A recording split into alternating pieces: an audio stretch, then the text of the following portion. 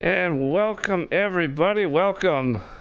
Hopefully the audio is coming through just fine. Checking my levels, looks good in the streaming software. And again, welcome. We are doing this with the CH-47 today. Now, I've only spent a little bit of time with it last night because I was traveling this past weekend, so I didn't have a whole lot of time with it, but from what I was able to do with it yesterday, I like this thing a lot. So, without further ado, and I know YouTube is recording this, so anybody watching this later that is not live, I'll cover some of the settings that I found yesterday. So, if we go in here to our main menu option settings under the special tab, we're going to get going here, find the CH-47. Alright, unless you got a force feedback stick, trimmer mode, we want central position trimmer mode. So whenever we do the force trim reset, we got to move our stick back to the center position.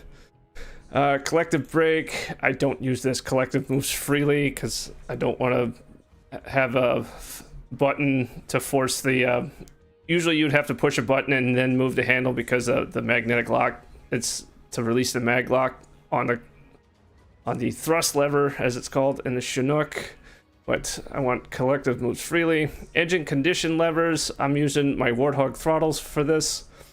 Lever moves through the detents, so the little gate detents will move automatically. You don't have to hit a separate button for that. And other than that, that's it as far as the settings goes.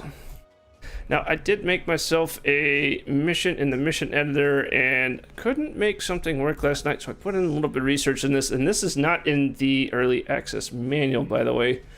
So I'm going to go ahead and open up this mission. I got a little practice one I set up.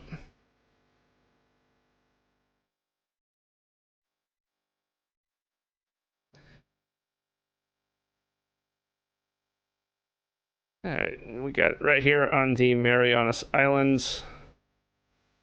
Oh, Anderson Air Force Base. So, Chinook, let's just go over a couple things here. As far as liveries that came with it out of the box, we have two. We have a dark green with the AirCav symbol on the nose, and then we have the standard, which is a lighter shade of green, almost a tan color. So, of the two, I prefer the dark green. I would like to see a lot more liveries coming in the future, and I'm sure plenty more are planned, especially once the paint kit gets released for this. Alright, so that's liveries, special options, aircraft control priority. This is interesting, and this is for a multi-piloted aircraft. So if I was flying multiplayer with somebody else, whoever's in the pilot seat would have priority. You can take control at any given time. Say, for example, I'm teaching somebody and I'm in the co-pilot seat over on the left side of the aircraft. I can always hit that button and immediately take control of the aircraft. I don't have to ask permission first. Ask always whenever you pass control back and forth. Whenever you hit the button, it'll ask the other player in control whether or not to pass control. And then equal responsible. That's a good one if you are flying with another crew and you guys are both really comfortable with each other as a crew, and hey, can you take the stick for a few minutes? All right, cool. And you guys just pass back control back and forth and, you know, call out the usual call outs, my aircraft. So I'm just going to leave that alone. I imagine more options will show up here the further this gets developed, but what I really want to do while I'm in here, and this has to do with the latest expansion to the logistics system. We come back out of here. We got to come over here to the Anderson Air Force Base. Show full info. Let's see. I am looking for the warehouse. I don't see it right here.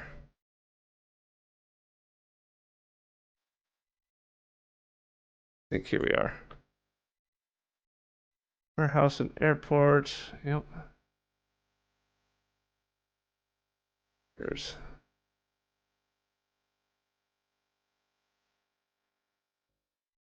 Something I did see.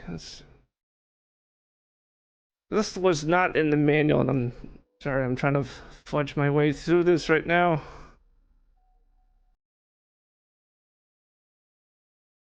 Okay.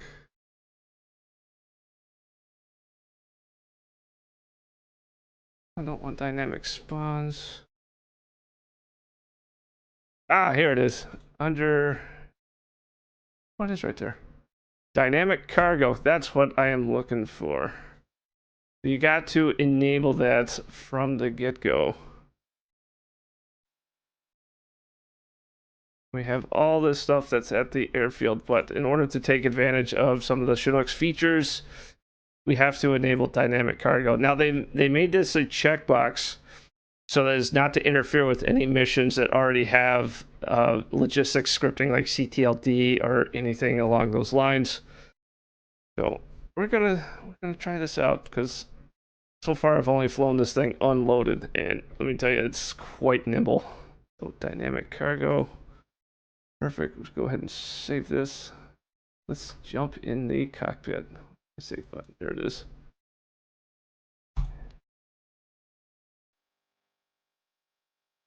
Go ahead and fly this thing.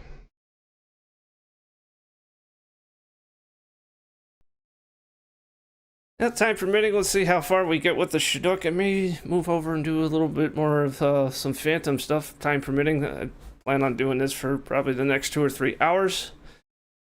So, in the meantime, sit back, relax, crack a cold one if you got it, and let's get this thing in the air.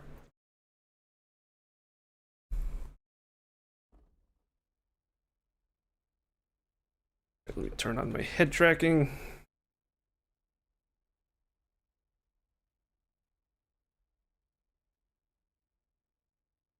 All right. The CH-47F and all her multifunction panel display glory. My personal preference is for steam gauges, but these things are quite useful, and once you get used to them, they are quite handy. Now, there's 6 crew positions in this aircraft. I'm in the first one, and you can access that with the top row of keys. So seat 1 is the pilot seat, co-pilot seat over here on the left. Let's see, flight engineer who sits back here in the hatch.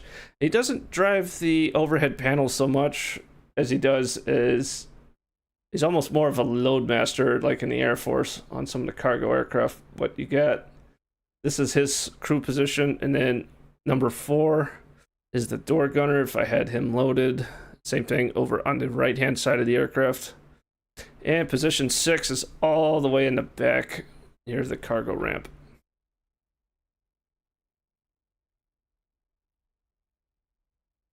Yeah, that's right, Jack. Everything's at MFD. I don't. There's like, I don't think there's a single standby instrument in this panel. It's totally wild. Let's see. Make sure my volume is up for you guys. All right. So first things first. Come up here to the overhead panel. We turn on our battery. Yep. Radar altimeter and some of the stuff is coming alive. Looks good there. And now we get the APU running. Let's switch right here, 5 seconds on run. And then hold 2 seconds and start.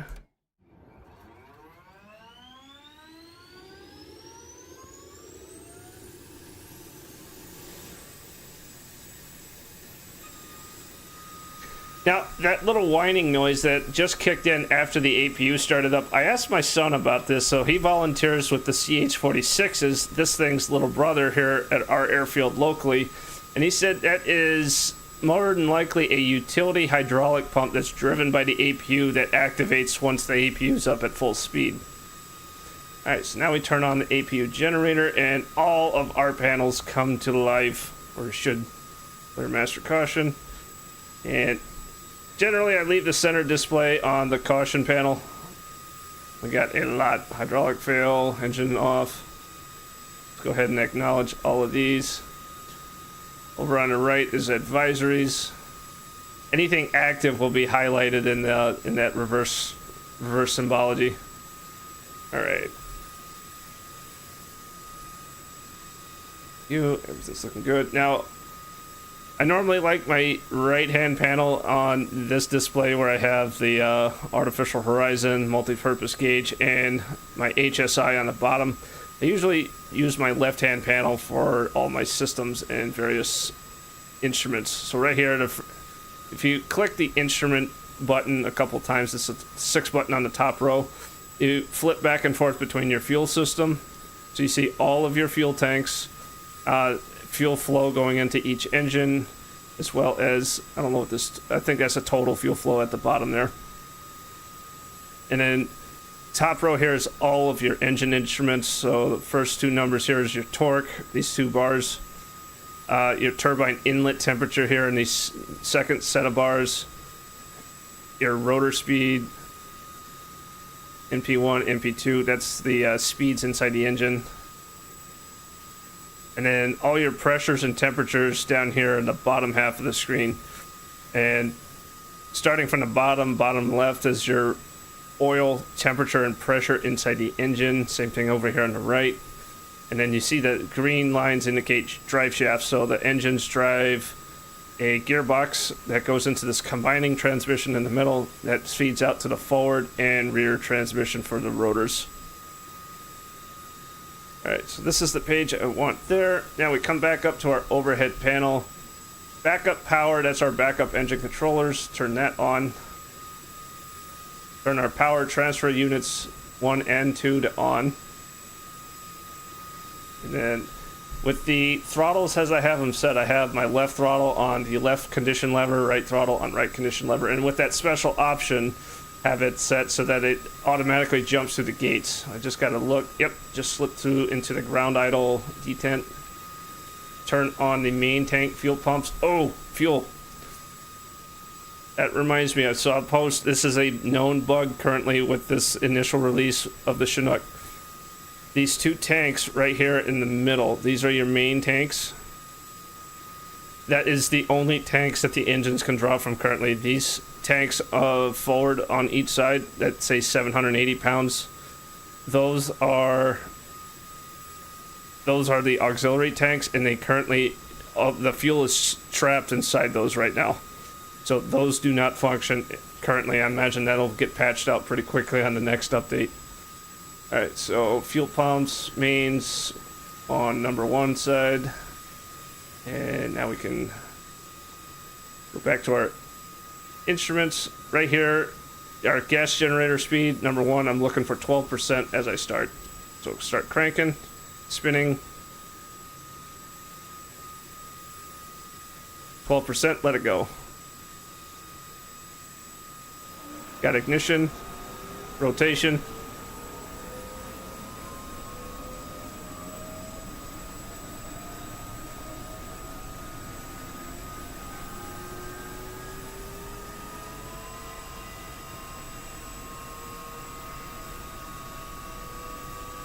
Nice, got a good start there. 55% gas generator speed. That's, I think that would normally be considered N1 in most jet engines. Alright, so now we repeat the process for the right. The manual does say you want to get the second engine started within 3 minutes so you don't, some oil seals in the transmissions, I believe. So, fuel pumps on, main tank number on the right, conditioned, and crank rate.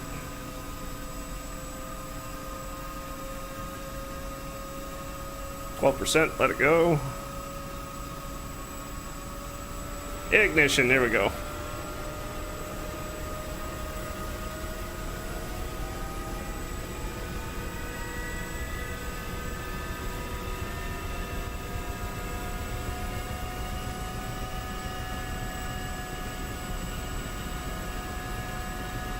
Nice, 2 good starts. Let them come up to temperature real quick. If you see me looking off to the left, that is me looking at the iPad of knowledge next to me, as that's where I have the live chat display right now, so I can see and respond to any questions. So, there we go. Now, another thing that we have going on, this EAPS, that is the engine air particle separators. That is this panel up here, not implemented at the moment, so don't worry about those two cautions.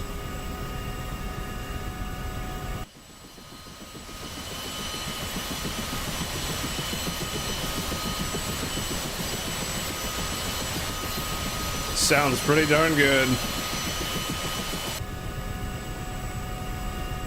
Alright, speed the engines up and bring up the throttle slowly.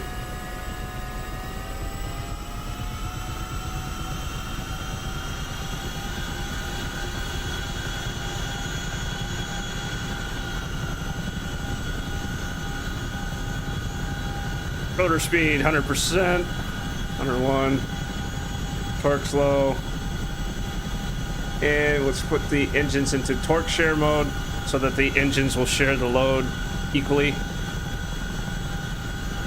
Now I can activate generators. Wait 2 seconds. Engine 1's generator looks good, and APU off and off.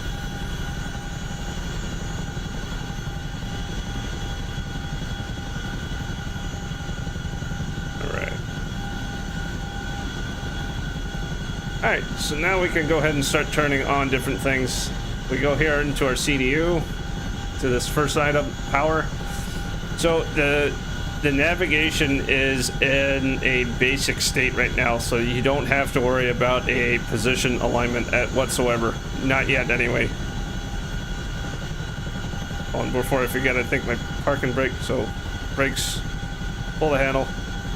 Toe brakes off, let go of the handle, parking brake set. Alright, before I forget that. Alright. GPS 1 on, GPS 2 on. Radar warning receiver, turn that on. I don't need the tack end right now. Alright. Countermeasures, like flare and chaff, turn that system on next. Parking brake, knowledge.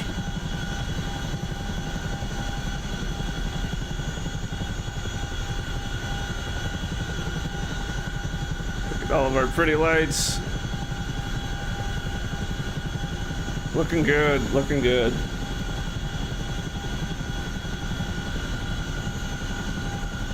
Alright, so to turn on the flight stability systems as this large knob here, it's very easy to overlook, especially if you're new to this thing like me. This thing will go all over the place if you forget to turn this thing on. So set that to both. Oh yeah, they did. Hey James, yep, I was just about to build a route in the flight plan so we can see that here in the on the HSI. So flight plan. Now, I did see a really good video on YouTube earlier today from on a channel called 47 Driver. He's a new YouTuber, but he's a real-life CH-47 pilot, and he's just getting started. So I got his channel linked below in the stream description. Be sure to check that out at some point. He's got some good stuff on there, and I'm sure he's going to have plenty more, especially as this thing comes to maturity within DCS. Now I'm gonna turn down the audio just a click. It's kind of loud in my headset.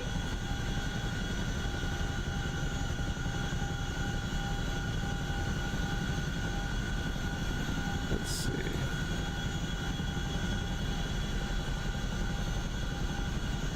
There's a way to, let's see, index.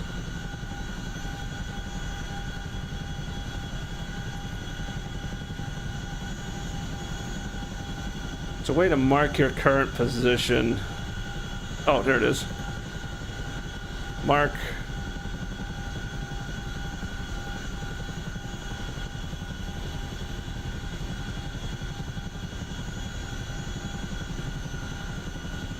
So you gotta set your initial position in here in order to get this going.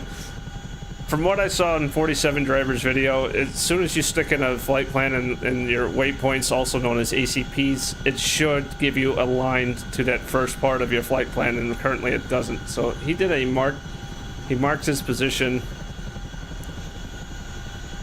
And let's see. Where?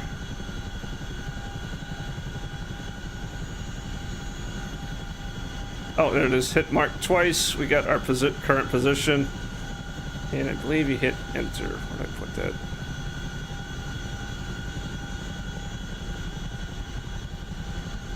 Ah, I love new modules.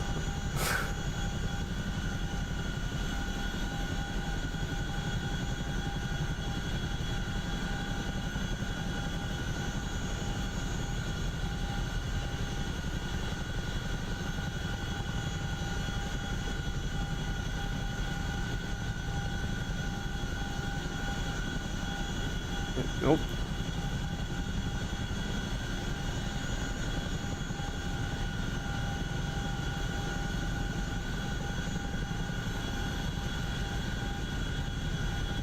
Let's see, I think that did it.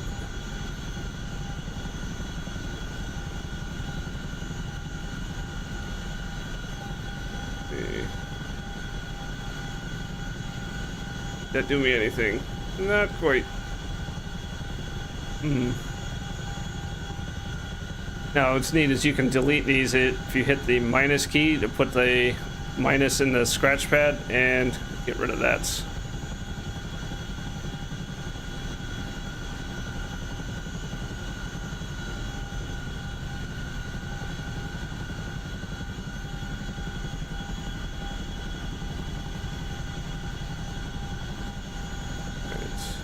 X. You can page up and page down. See, everything's indicating that it's already aligned at magic. Magic and initial early access. Flight plan.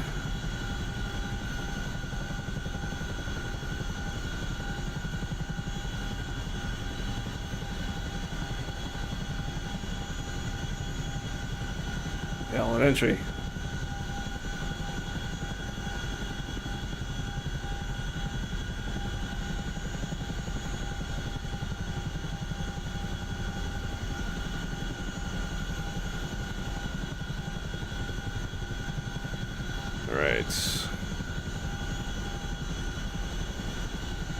I'm pretty sure I'm missing a step here. Alright, go back to flight plan. Now if we go to the F10 menu here, let's see, I'm going to set a quick flight plan, say over to, take us over Northwest Field. If you hold left click, you'll drop a, wherever your mouse is, you'll drop in the coordinate and you'll get a pop-up box off the F10 menu. And if you go back to your display here, you can punch in your latitude and longitude. So what we're looking for is degree decimal, degree minute decimal, which is this one, lat long decimal minutes. We go north, and you just type in the number, so 1337 643, and then east. You don't need any spaces or any special symbology. East 144. Now if you're in any other part of the world that doesn't start with a 1, you need to put a 0 there, so the east coordinate degrees is always 3 digits, whether it's a 0 or a 1. The A10, F16, F18, all these take 3 digits on the east or west, depending on what hemisphere you're in. 24, 51, 756. We punch that in, right? Nope.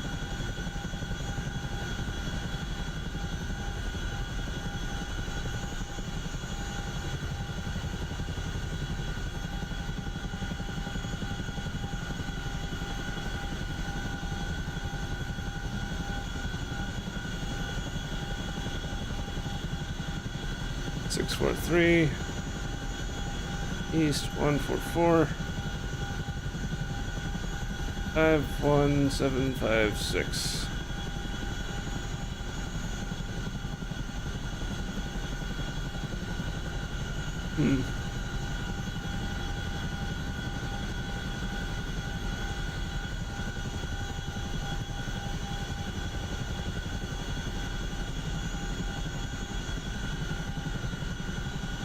Okay, that's not it.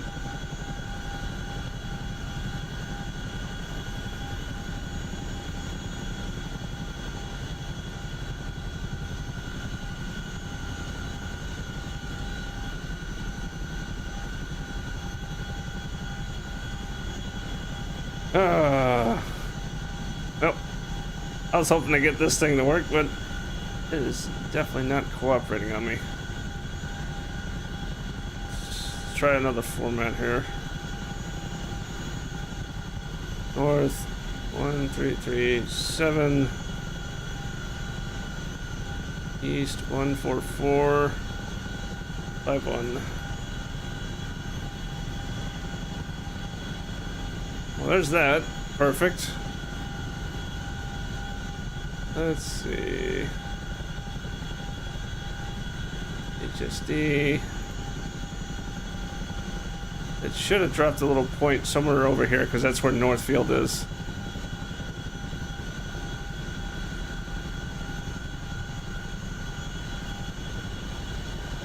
Really wish this was a north up too.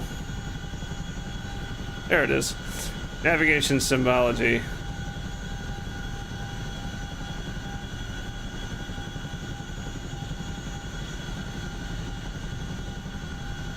Heading up, track up, north up, thank you. That's what I'm used to. Alright. So that's that nav point. Let's see if I can play with that a little bit more.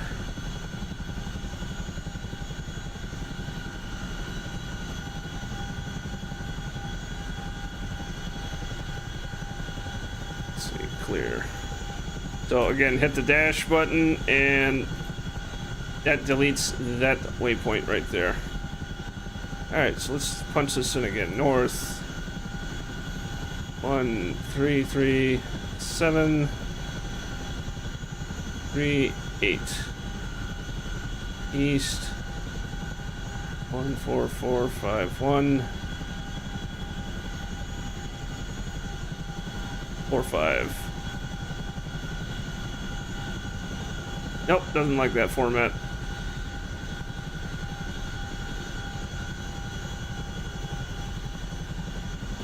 Okay.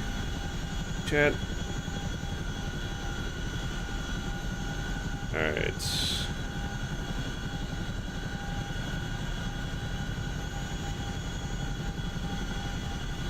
East.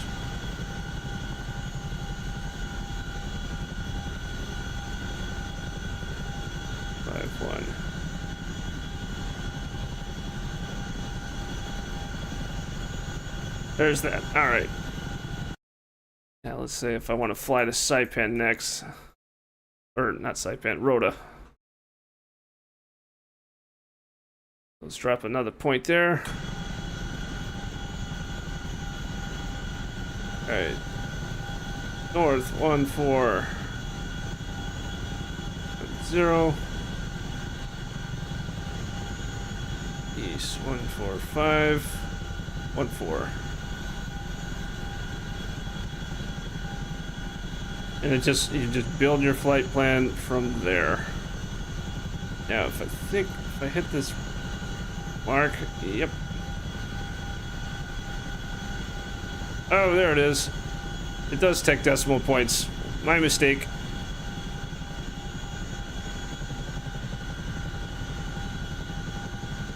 I'll leave that there. Let's go back to flight plan and punch that in there.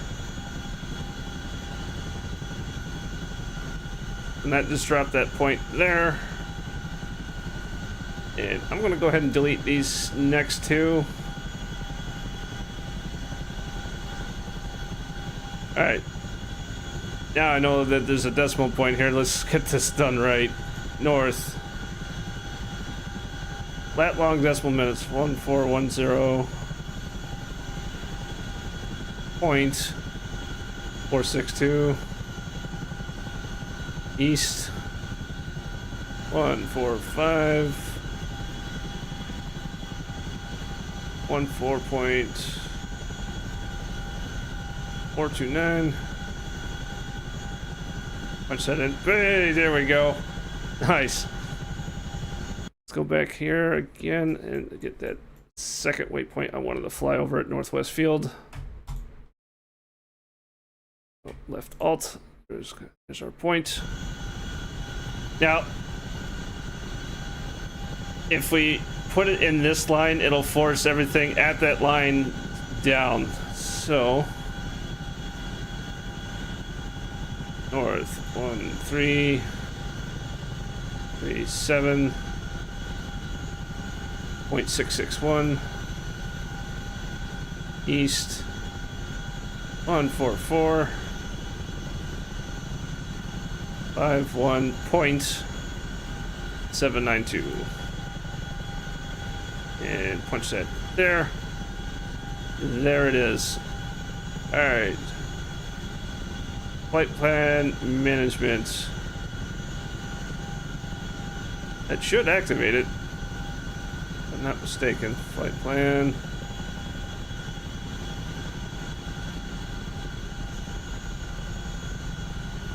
Clear. Alright, so now map control, north up.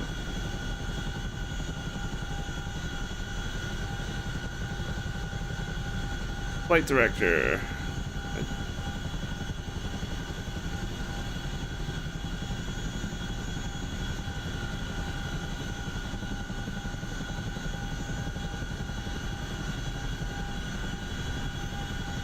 Half full.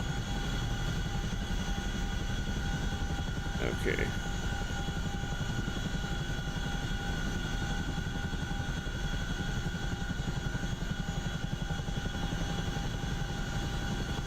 Alright, so now we go direct to DCP-04.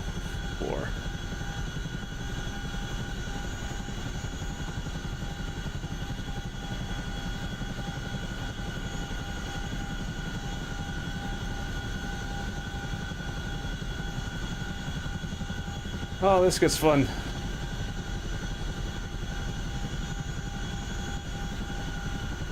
It should start showing us the navigation lines.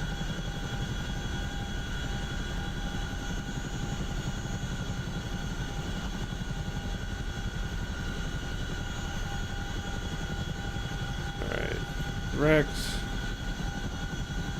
Hey, wolf pups.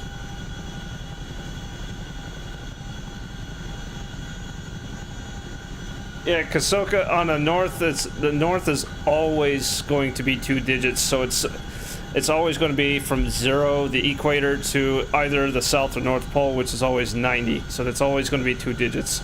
On the east or west format, that is always a 3-digit, because you're going from 0 to 180 degrees when it shifts from east to west or west to east, depending on which way you're going and which hemisphere you're crossing. So I know there's a way to get direct to and get our flight plan activated, but this is our flight plan. Flight plan management. That should do it.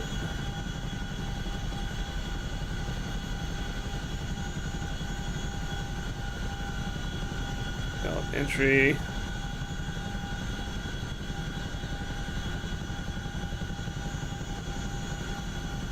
Clear.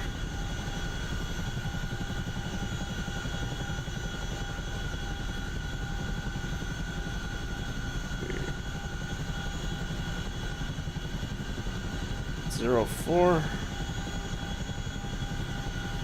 Oh.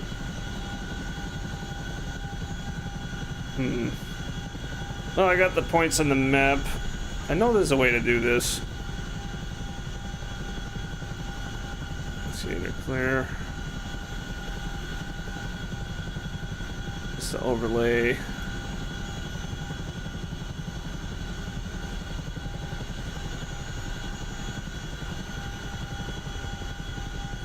Show flight plan.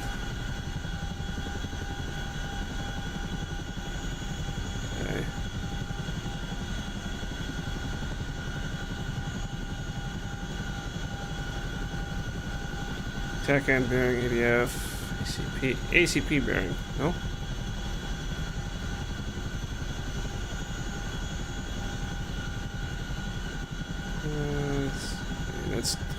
A lot of data link symbology.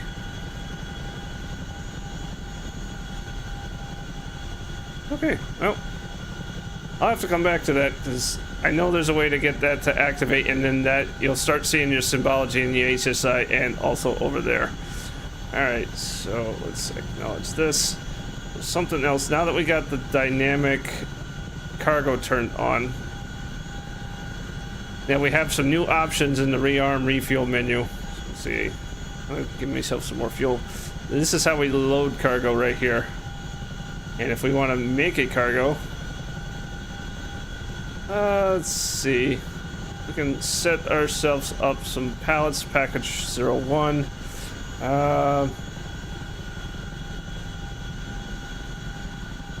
Let's just say we can take some bombs.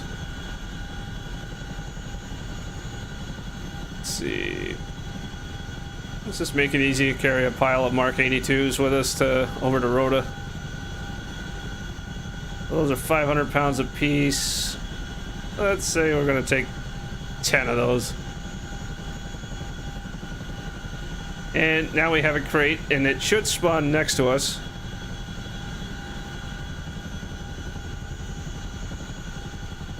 Load. And let's see. Request refueling. Request rearming. Copy. Yep. So we get a pallet.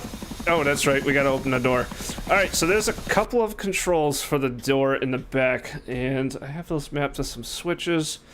And you get 2 items here. So there's a total of 4 keybinds for the cargo door, and you have a raised ramp all the way up and all the way down. So it'll sequence the door all the way up or all the way down. You're telling your flight engineer to do this. The other keybind is to do it in stages, and there's 5 total stages for the door. So that's your keybinds for the door. Currently, there's not a way to open the left and right hand doors up front. Alright, so if we go to position 6, back in our F1 view, let's see, let's just drop the door all the way down. Oh, you gotta be at the pilot position to do this, sorry. So let's watch in the mirror, command the door. And now we get to see why they call it the frog.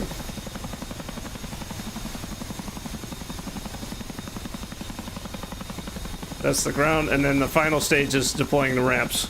There we are.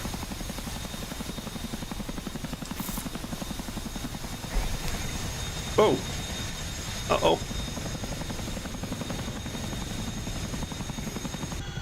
Did not mean to take flight there.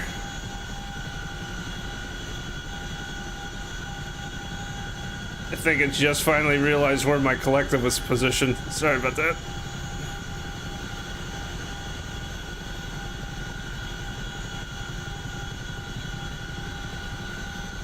Oh, she is very easy to fly, actually. A little firm on the landing. There we go. Let's just taxi back over to our pallets. Let's turn the steering on, and for the steering, it's this knob right here on the console. I have that mapped to an axis on my Warthog throttle. The friction slider. And for those unaware, it is. Let's get the ramp up. Get that off the ground. So only the back right wheel will steer back and forth with that knob. The one on the right, or I'm sorry, the one on the left does not move at all. So to taxi, we just give it a little bit of thrust lever, come off of the parking brake, and we should start rolling on our own.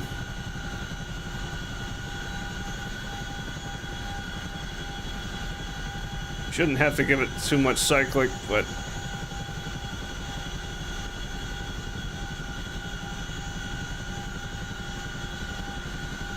let's go.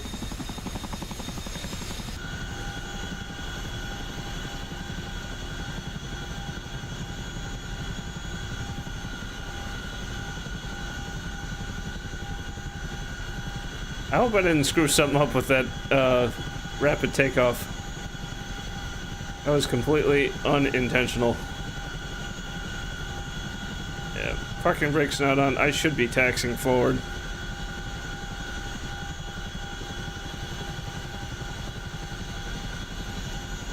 System entry? Okay, I'll give that a shot.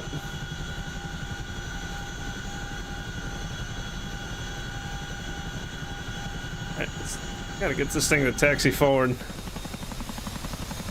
And the landing gear's not screwed up.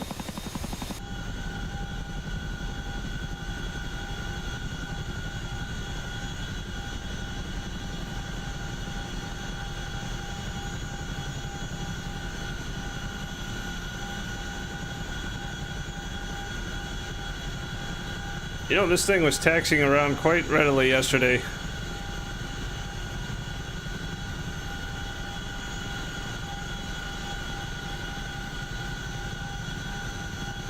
So I'm just gonna fly over to it.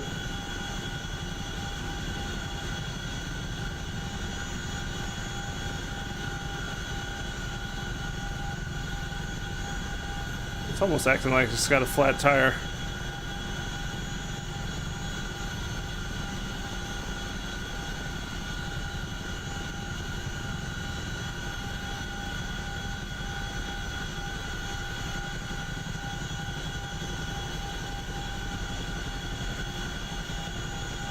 So, alright, here we are.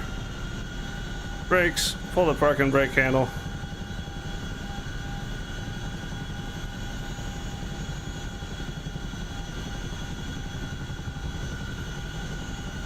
Yeah, pull the parking brake. I think I glitched it.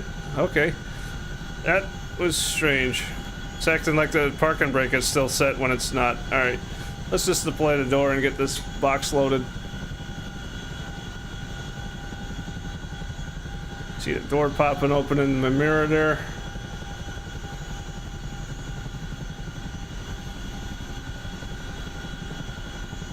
There's the ramps. Perfect. Alright. Ground crew, refuel. Cargo, package, load. And now that box is loaded in my cargo bay. Which, I see it in the mirror already. Request rearming. So you gotta generate the, that's part of the dynamic cargo. That's cool. Let's see. Let's check out the flight engineer station. Awfully small boxes for 10 Mark 82s.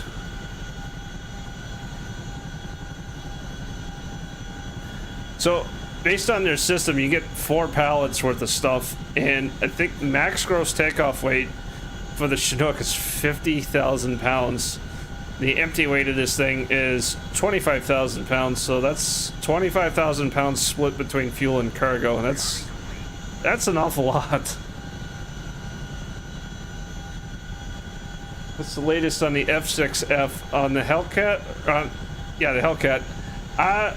Aside from the little bit of stuff that they have teased in videos, we haven't seen much.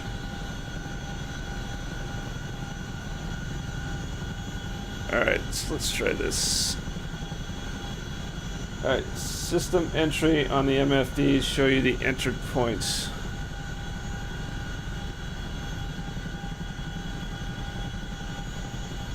There we go.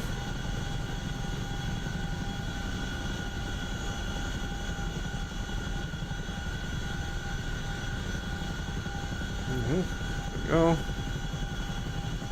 How do we turn it on? Turn. That's not it.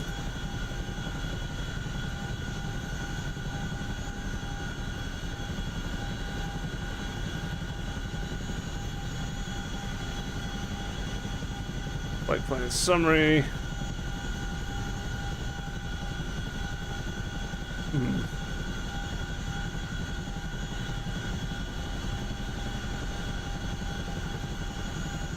Ah, there it is. Thank you very much for that, RJ. So we got the... You can't go direct to your initial position. So, there we go.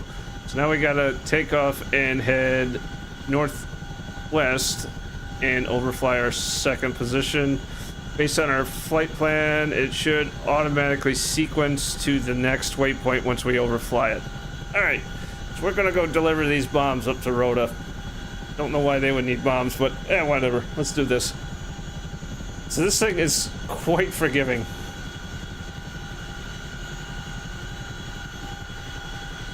And up we go.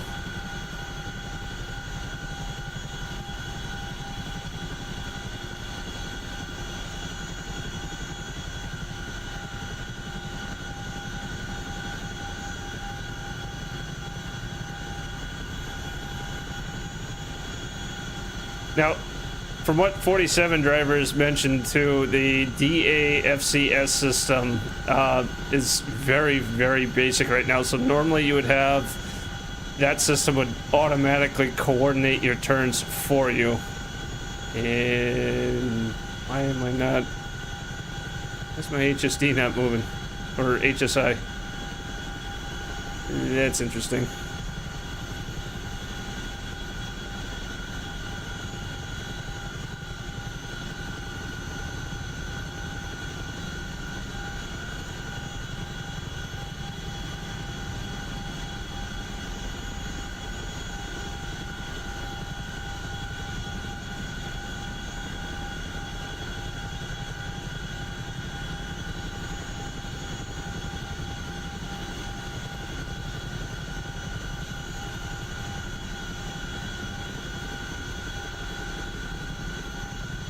It's pretty darn fun to fly. I really do enjoy this. I love the helicopters, and so see, started with the Huey and absolutely love flying that, even though I know it's very limited because of its payload capability and it's slow. Not gonna lie, that thing is slow. 90 knot cruising speed. I'm already doing, what's that, 140, yeah, 144. And I'm not even pulling full power, about 64% on the torque.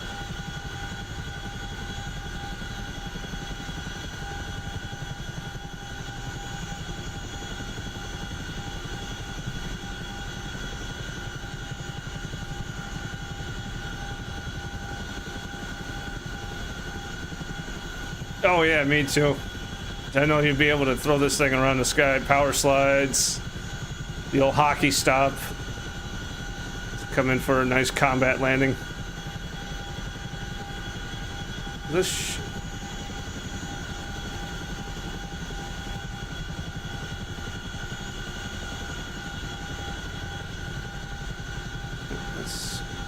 it's the western side of Guam. Love to know why my HSI is not moving. There's my mark over there. That's where I'm supposed to be going. Is that is Northwest Field right here on Guam. It's the old World War II field.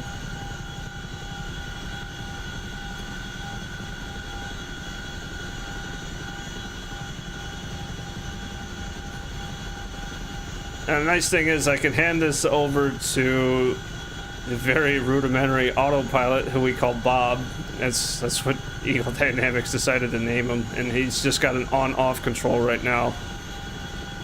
So if I activate Bob, which you have in a keybind, there we go. I am literally hands off the stick and throttle right now. So what Bob will do is he'll pretty much just maintain your course and speed and altitude. Will not avoid terrain or trees though. So why are you not working? Up.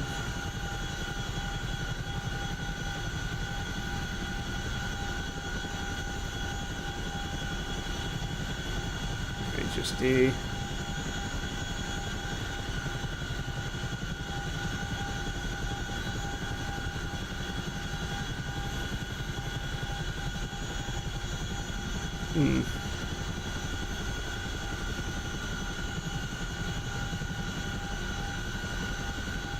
There's a nav symbology. I don't know why it's not pointing to where I need to go, though.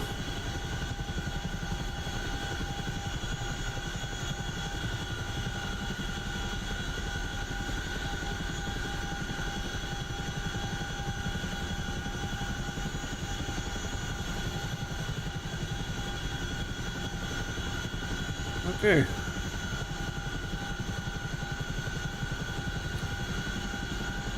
So there's waypoint 1.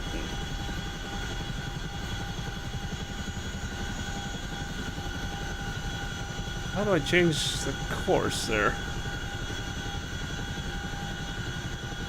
So now it should have sequenced me to...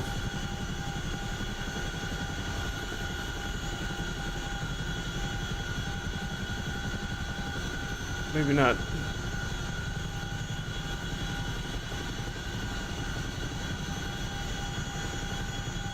Let's go down to the 3rd waypoint. And direct. Now it changed that. Okay.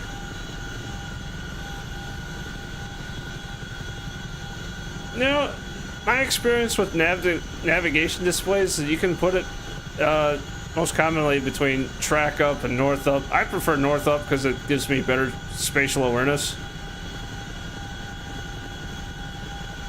I mean, anything's possible with early access here, but I don't know. Really wish that arrow would point to... I mean, we can see Rhoda off in the distance there. I wish I could broadcast this at 4K. I'm limited to 1080 based on my internet upload speed. I want to fix that one day, but gotta get the wife on board with that because that would mean changing providers and along with the cable boxes and all that fun jazz.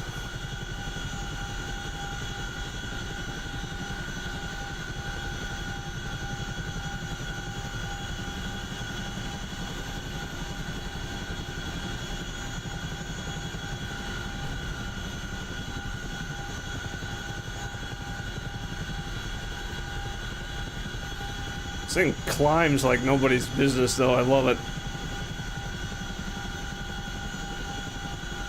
Also picks up speed really well if you got the altitude to trade for it.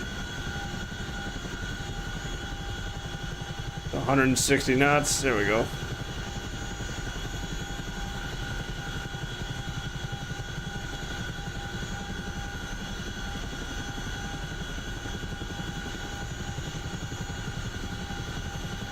$170 knots. I love it. So that's another thing that 47 driver mentioned is having to use the rudder pedals a lot, since he mentioned that in the real one you don't have to mess with the pedals an awful lot, especially with the DCS fully functional.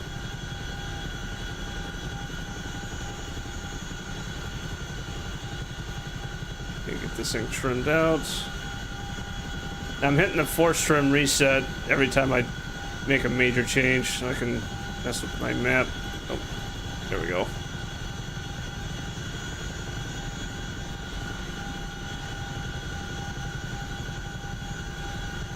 Let's range out the map.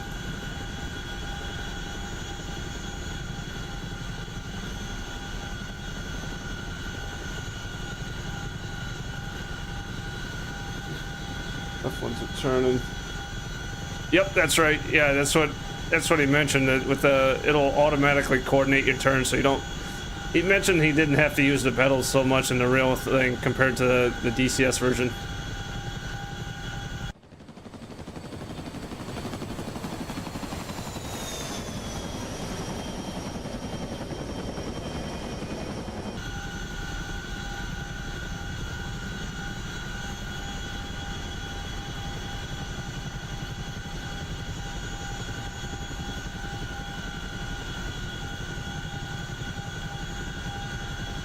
Turn Bob on for the moment. There we go.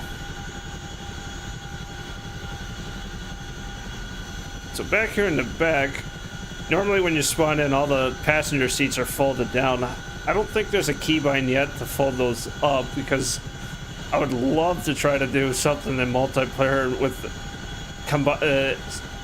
anybody that has combined arms and try to load a Humvee into the back of this thing and try to fly it somewhere.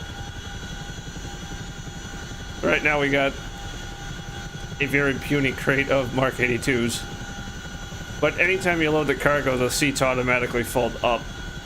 That's kind of neat. Like comm stations in the overhead. Cool. And the door gunners do work. I tried that out last night too.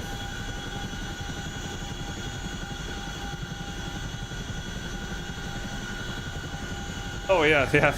Forgetting to turn that DFCS or the AFCS, that thing will this thing gets squirrely in a hurry, and yeah, that's no fun.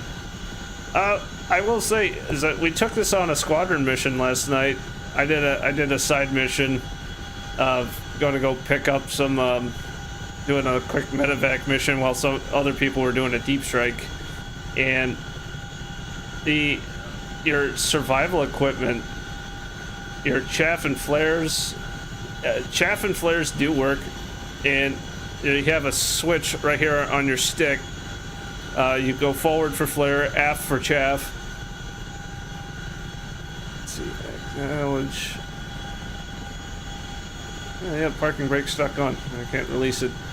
The RWR, she will talk to you, and that works really well. And there's the knob for that. She was almost a little too quiet, but there were some MiGs in the area that got close to me, and I could hear. She would say like, "Fixed wing radar searching," letting you know you got a fixed wing aircraft in the area searching, and she'll call out bearings to it, like 1 o'clock, 7 o'clock. Right now there's a bug with that. She'll call out left instead of like left and right is reversed in her call outs. So if you got an aircraft off to your left coming at you, she'll call out fixed wing right or whatever the case may be. The missile warnings is nice. You got the she'll call out missile and whatever bearing, that's accurate, and it's really cool that it worked. And with the amount of, you get 120 chaff and flares, and let me show you guys that, because that's something new that I noticed on this thing. So if we go back to the chaff and flare dispensers, we'll go into the GoPro mode here.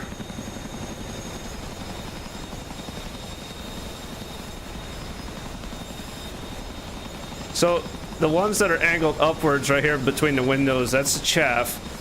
And watch what happens with the little cartridges whenever you pop them off. Well, it helps if I arm this system. You gotta arm it right there in the center pedestal as indicated.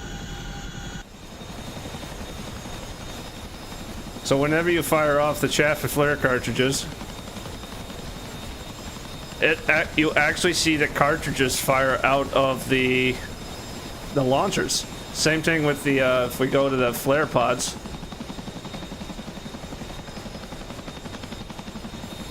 Oop. You notice that there's squares missing on the flare launchers.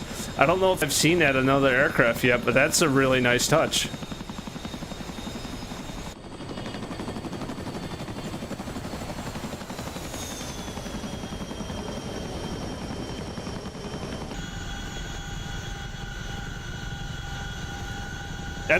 That's an impressive level of detail. I like it. Now, thankfully, some of my squadron mates helped fend off those MiGs, and I lived to fight another day. I'd have to check the TAC view, but I'm pretty sure I dodged at least one missile, or at least flared it off. Yeah, that is new. That's pretty interesting stuff. That, I think, is a bug right there. I just took a sip of my drink there, and with the head tracking, see if I can get it to do it again. It's like your audio goes out the window, literally. Kind of hard to do it with this studio mic in front of me, but yeah, I think you guys heard that, but I thought that was a little bit weird. I think they'll tune that up before too long to keep your head within the confines of the cockpit. The windows don't open. I haven't figured out a way to actually open the windows. You can't pull the emergency door jettison handle either. It's not clickable, at least yet. Can't open or close the doors to my knowledge. The window should be this handle right here, and it should slide back and forth, but it does not open.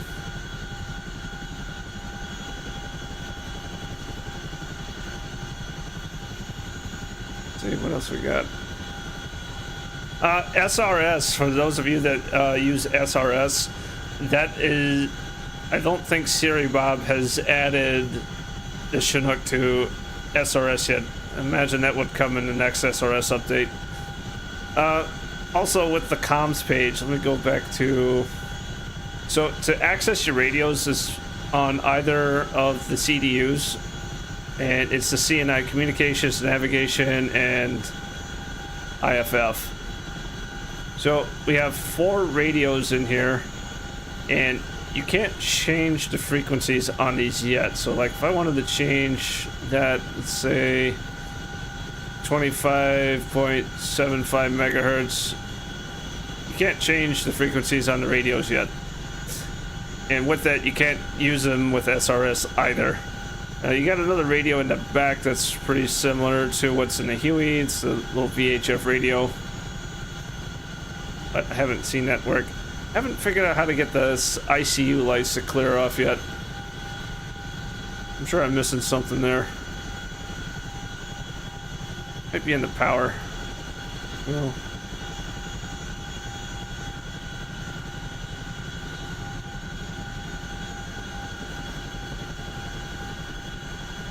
current position. Nice.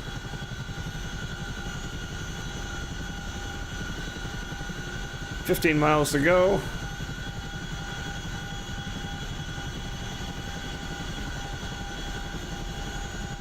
But so far, I'm impressed with this thing. I really do like this thing. And whenever we do the squadron missions, especially when Foothold was regularly updated, as well as its successor Pretense, I love grabbing the Huey or the former Heavy Lift King, which was the MI8. I love grabbing those and just running supplies back and forth. I imagine when the logistics is fleshed out a little bit more, there's more to combat than just fighter jets. Not that I'm taking anything away from them, but being able to move personnel, equipment, and whatever across the battlefield, that has its place, and I'm looking forward to the C-130 for that aspect of it too.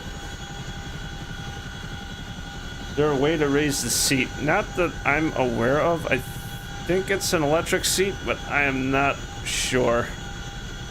It might be this guy over here on the side of the seat. Sure, it looks that way. But I haven't seen any way of doing it yet. Oh, there's your power panel in the back with all your breakers. You can click on these. I don't think I want to do that in flight though. Fuel pump. Yeah, I'm not touching the fuel pumps. Oh, speaking of which, fuel. Let's see. Instruments.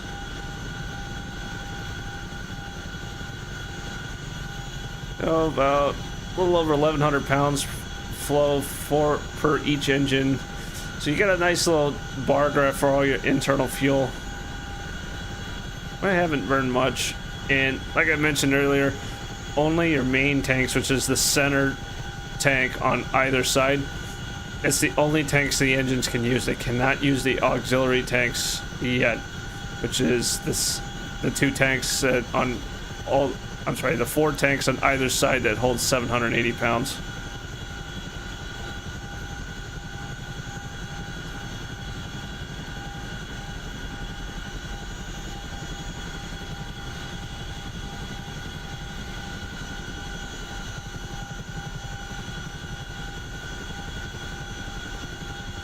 Yeah, Kasoka. So what I saw there when I loaded up that crate that's just over my shoulder there, if I get a better shot of it, that crate at the forward side of my cabin. So you can load 4 pallets worth of equipment, and as long as it's within the weight limits of the helicopter, it's considered a magic crate. So right now, that crate there has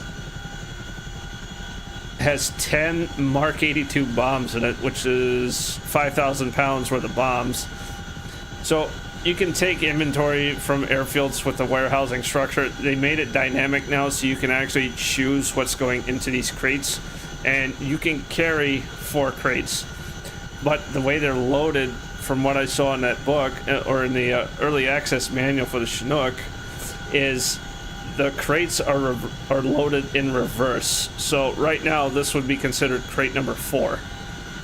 So they get loaded in reverse, so 4, 3, 2, 1 as you go towards the back, and then number 1 would be the first one offloaded whenever you get somewhere. So if you're flying crates to multiple locations, you'll want to be mindful of that from what the book was saying, so you load them in the right order so you don't have to offload a crate in order to put it back on the aircraft because you got the wrong sequence of crates.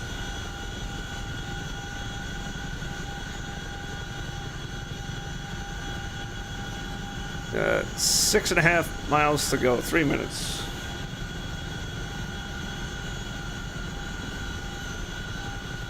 The windshield wipers don't work. The free air temperature gauge does work, but the wipers don't. The lights do.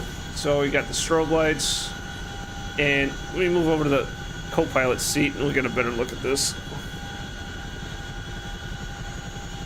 All your external lights are back here, anti-collision. So you have a top and bottom strobe light, and they can be infrared, so they can only be seen in night vision. Or you can have what they call the FAA lights, which are the red strobes. And then your navigation lights, your position lights, which are right here. And then you can set them to flash or steady, as well as the NVG lights, flash or steady. So there's a position light, the green one there, red one there, and the beacon on the belly and on the top of the vertical, what would be the vertical stab, plus the tail light.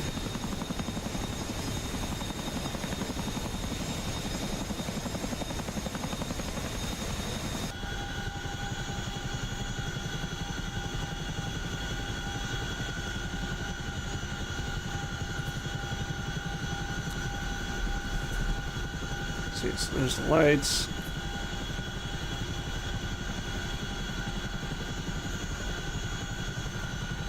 It's right out.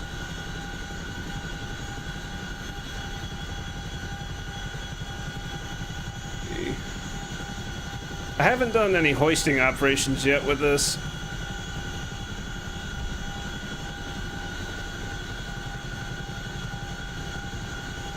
Yeah, that would be interesting. I know I've done that in both foothold and pretense, is use the hind for shuttle and supplies around me because it's got that crew compartment in the back.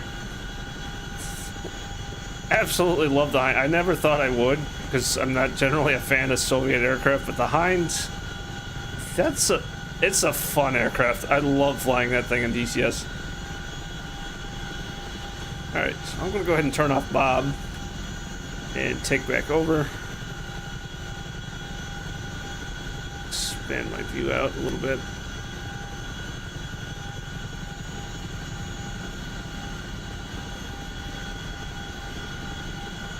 I'm gonna go ahead and start slowing down because I see the runway over there. I'm gonna have to hover it in because my wheels are locked right now because the parking brake is jammed. I think I bugged it earlier on that takeoff when I was showing you guys the controls. My collective was all the way up, and it recognized that it was indeed all the way up and launched me off the ground as a result.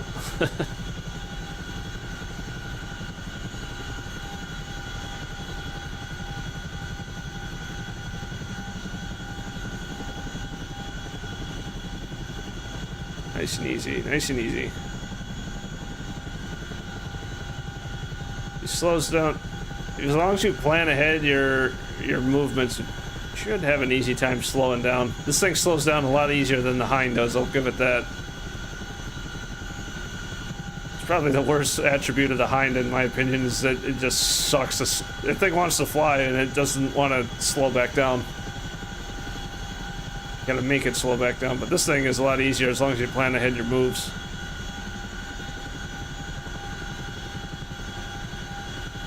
I can put this on the numbers. Now I do fly with a collective made by Virpil, and it makes these helicopters very enjoyable. I love the collective. I used to use the one of the throttle handles set reverse for the collective before I got the actual Virpil collective. And touchdown. There we go. Yep, and the parking brake is stuck. I don't know why it's stuck. I think I bugged it. Let's go ahead and open the doors.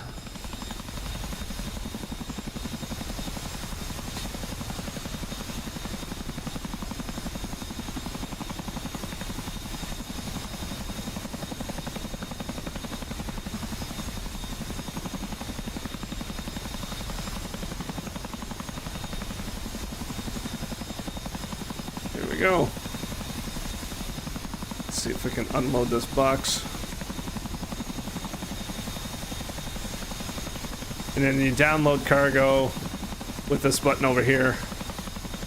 And unload. And out she went. Request rearming.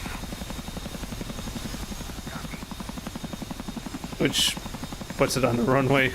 Okay, some of this has got to get tuned, I think.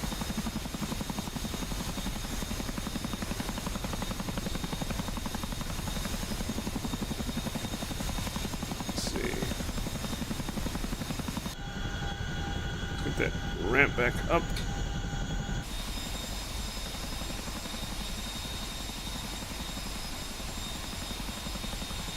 So I don't know if on the real thing that there's like hydraulic pumps or you'd hear any of the actuators on the door. Like on the C-130, there's a set of pumps just for the ramp door itself that my dad, who was a loadmaster on 130, showed me one time, and that thing is loud, but it's really cool. But I don't know if there's any actuators back here that you would actually hear. You got this panel back here too. Let me zoom in on it. And it's actually showing all different features on the aircraft too. So like all my hydraulic pressures on the flight controls, utility system, that's all 3,000 PSI. The temperatures, doesn't seem like the reservoir indicators are working. And I don't know if you can interact with this panel yet, but it's pretty neat.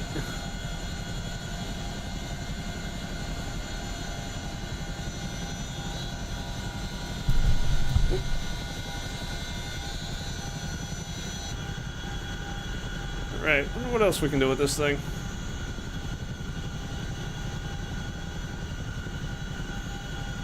Safest weapon on cargo, that's right. Great, have bombs on the active runway. Yeah, don't mind them. Makes the takeoffs a little more sporty. Yeah, I'd be interested to see what comes with deliveries for this thing, because I know a lot of other countries fly these things. Let's go ahead and take off again.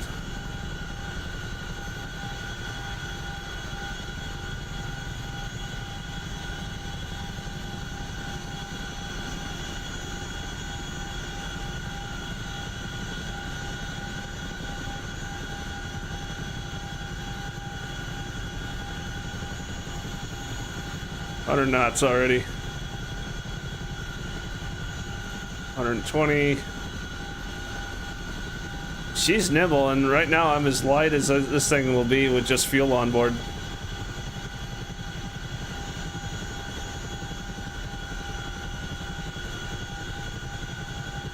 Go ahead and trade this airspeed for altitude. See how fast I can get this thing to stop. Wow.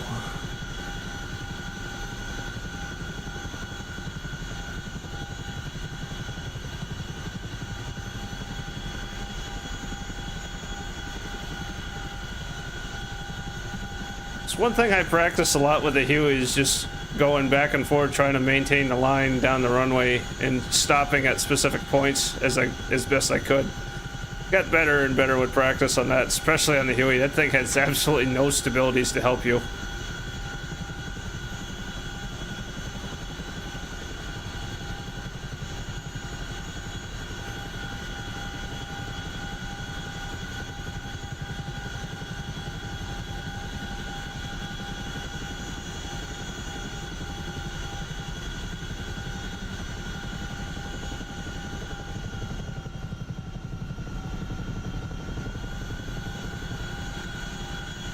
Wow, I'm impressed. I've never made a hind do that.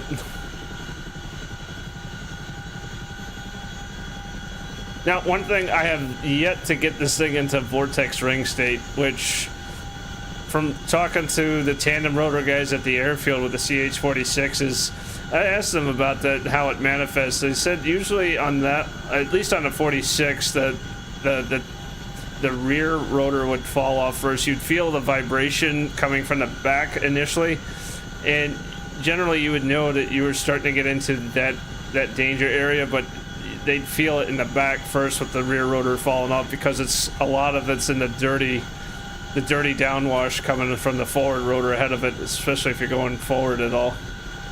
Now, I asked them about escape of vortex ring state, and I know with the single rotor helicopters, it just depends on a few factors, but your rotor direction, the direction it rotates, plays into which way you escape out of it.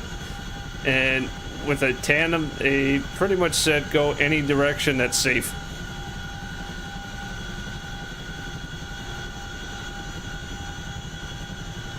Do some jungle flying like we're in Vietnam or something. Yeah, they did tease that a Vietnam map would be in the works in a few years, so here's hoping.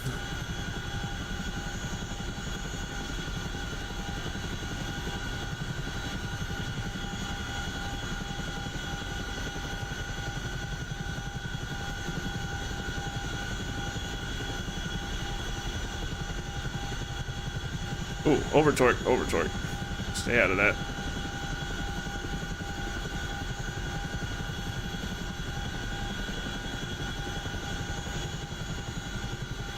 Coordinated there.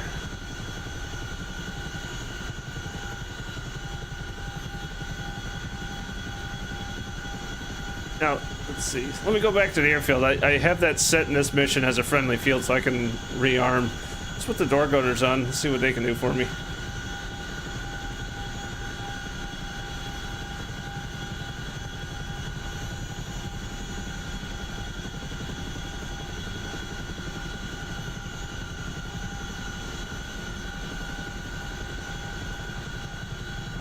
Oh! The most unforgiving of trees. Normally you'd just be cleaning tree marks off the belly, but DCS, they detonate you. Well, at least my parking brake will work properly now. Let's give that a shot again. Okay.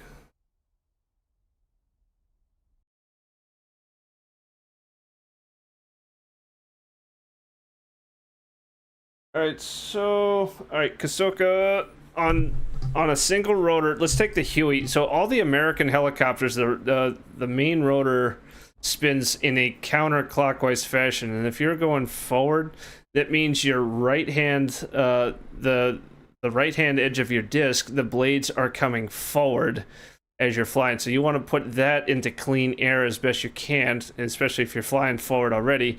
So you would use your pedals to maintain directional control. You don't yank the collective, but you want to cyclic to the right to escape out of those vortices and get into clean air. There's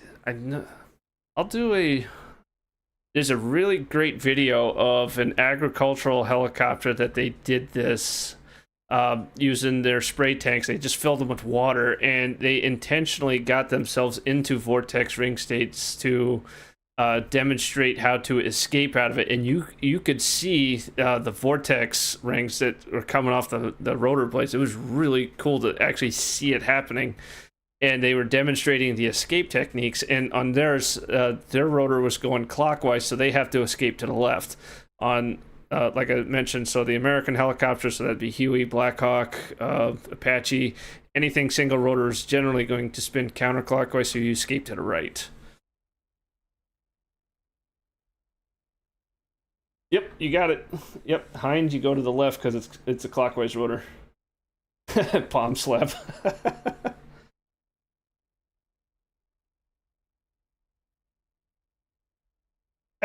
RJ, I don't know if you could do water landings with that, but that's interesting to see. All right, so let's get this reset. Collective all the way down this time. Let's see. All right. Battery turned on. Yep, lit up. 5 seconds on the APU on. That gets the fuel pump moving for it. And then 2 seconds hold on start and release.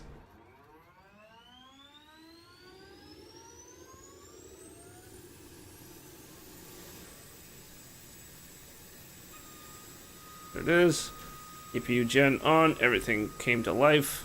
Clear master caution. To acknowledge all of that stuff on my advisory panel. Alright. Get the power transfer units turned on. Okay. And with those on, now we got the hydraulics. And you guys can see that with the blades. Changing angles there in front of me. As I'm pulling up the... I keep wanting to call it a collective. It's not a collective in the Chinook. It's called it's the thrust lever. I don't know why it's a lever when you pull it up and down, but whatever. Alright. So... backup power on the engines, or the engine controllers. Let's get my instrument page pulled up. And... from what I've read, we always start with engine number 1 first, unlike the Phantom, which we start engine number 2 first. Alright, let's get this cranking.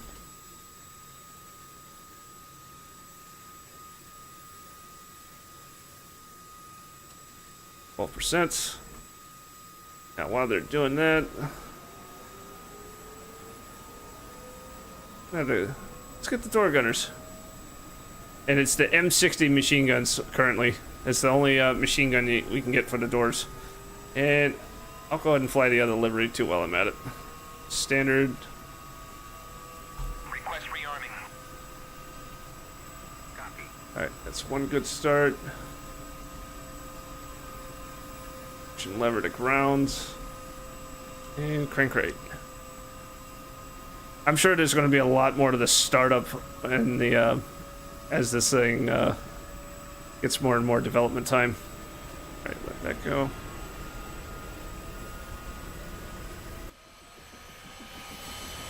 Oh, we got one door gunner in.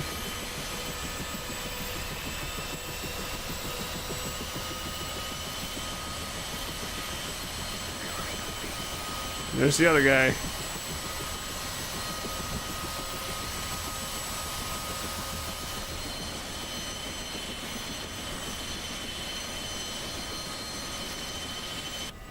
And then to get to the gunners, it is key number 4 and 5. And right now I have it turned on. The head look will aim, and your left mouse button will fire this.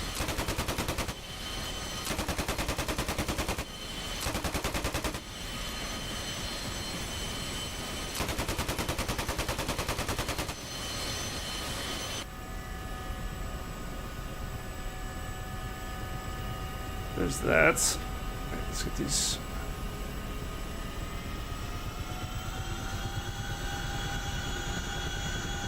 Power thrust lever all the way down. There we go. So engine 2 on the Phantom so with the 3 hydraulic systems on the Phantom, you have power control 1 and power control 2, and those are independent systems on engine 1 and engine 2 respectively. The utility system, and which drives stuff like the landing gear, the flaps, the air compressor, it also drives the radar. That's what actually is moving the radar dish, is utility hydraulic pressure. There's a few other things that the utility hydraulics drives, but each engine has a pump on a, and it's a shared system, so it's only one utility hydraulic reservoir, but 2 pumps, one on each engine. The output pressures at idle speed on the engines are set differently. So on engine 2, the pressure of it's set to 2,750 psi. And you start engine 2 first, and you see that pressure rise on the utility system, and it should top out somewhere around 2,750. When you start engine number 1, when it comes up to idle speed, you should see the utility gauge climb up to 3,000 psi. It's because the output of number 1 at idle is set slightly higher. Now, and so that accomplishes 2 things in the Phantom. It lets you know that pump number 2 over on the right and then pump number 1 on the left are functioning, and the technical reason also with the different output pressures is it keeps them from what they call resonating, or giving pressure pulses back and forth, or in essence fighting each other for hydraulic pressure control.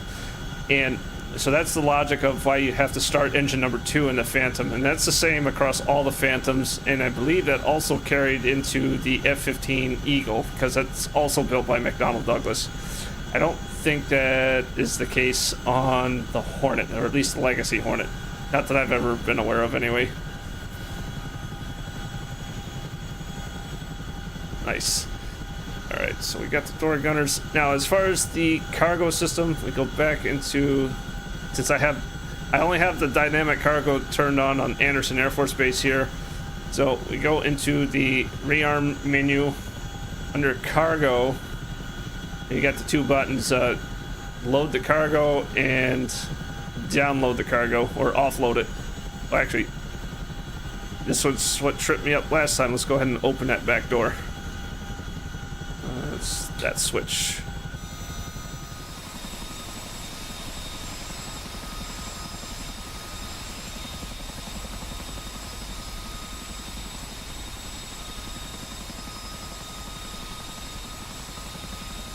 Alright, so that was the keybind to get it from all the way up to all the way down. When I pull it back up, I'll do it the other way. Alright. So rearm. So hit this cargo button. We don't have any near... This will list any cargo that's nearby your aircraft, but if we want to make one, with as long as dynamic cargo is turned on at the airfield, hit this little plus button. And now we can make, you can actually create loads, and remember, you can carry 4 pallets, so every time you make one of these, it's a pallet. So let's say if we want to take a,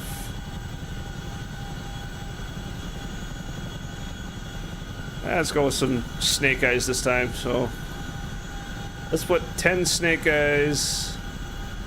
That's 5,000 pounds. Let's call that package 1.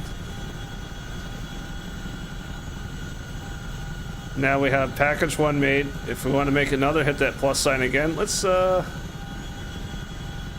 see. Phoenix missiles, 1,000 pounds.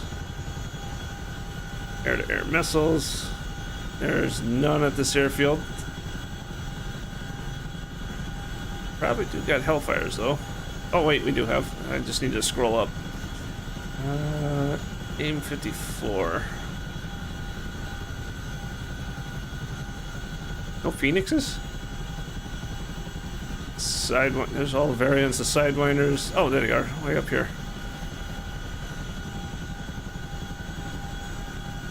Second crate, that's going to be 10,000 pounds for the Phoenixes. Call that package 2.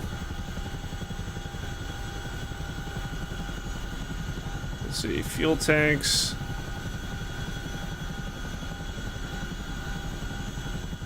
It's just all your drop tanks for various aircraft.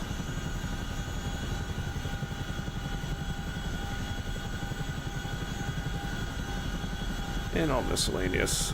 Let's see. I don't remember what a Hellfire weighs.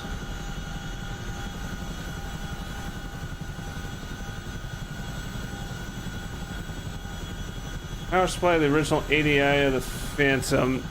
Not that I've been able to piece together yet, no, unfortunately.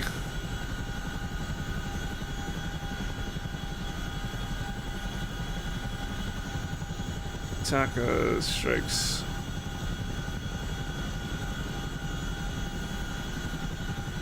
Let's just go with that. 15,000 pounds worth of ordnance is fine.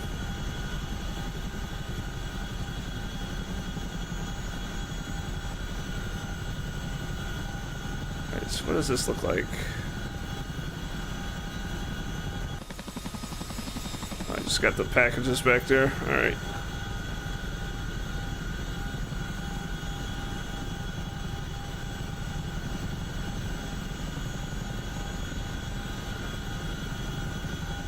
Cargo, package 1 and package 1, load, package 2, load. Alright, package 4 I could have gone without. Let's top off with gas. Request refueling. Request rearming. Now we got 2 crates. Yep.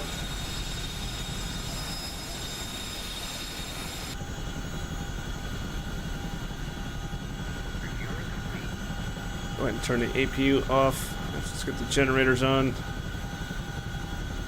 That says you gotta wait at least 2 seconds between switching on the generators. I'm sure there's a technical reason for that, but I don't know it off the top of my head.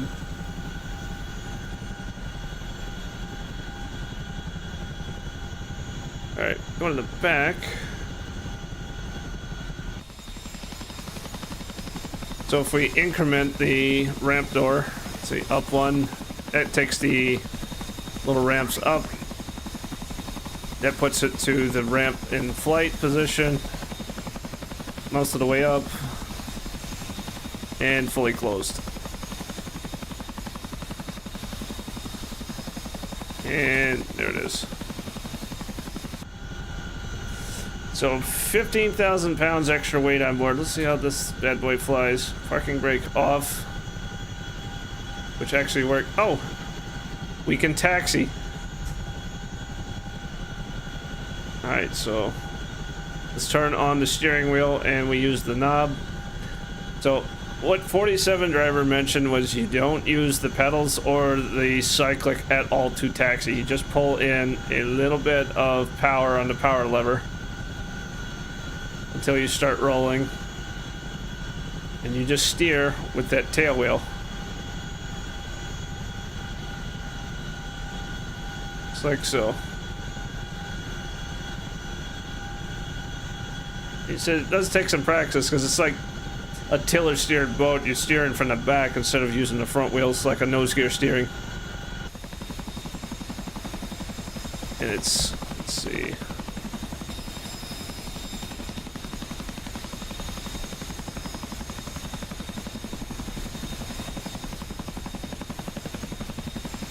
So it's only this back right wheel that steers. The one on the left, as long as you have that switch in the unlock position, it will swivel back and forth in caster.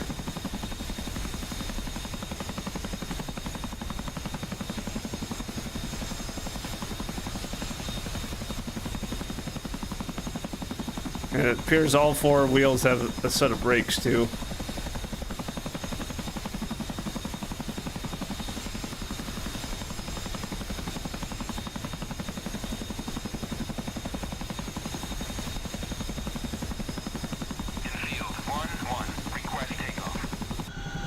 There's that. Let's go ahead and... So unlock the middle position, we'll just let them freely rotate, and then lock will lock the tail wheels straight back and forth. Let's go ahead and just lift off. Ease it up.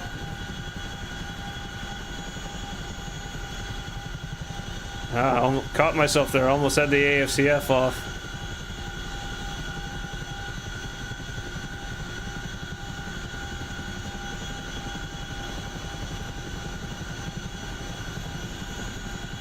Yep, I got you there, Kasoka. Yeah, I'll make a note to dig around in the books again this weekend, since I'll be there this weekend.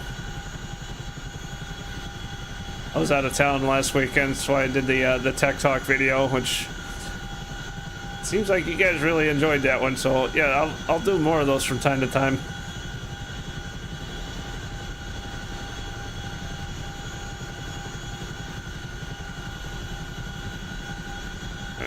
get some altitude. Some of the neat things that I've noticed on this bird.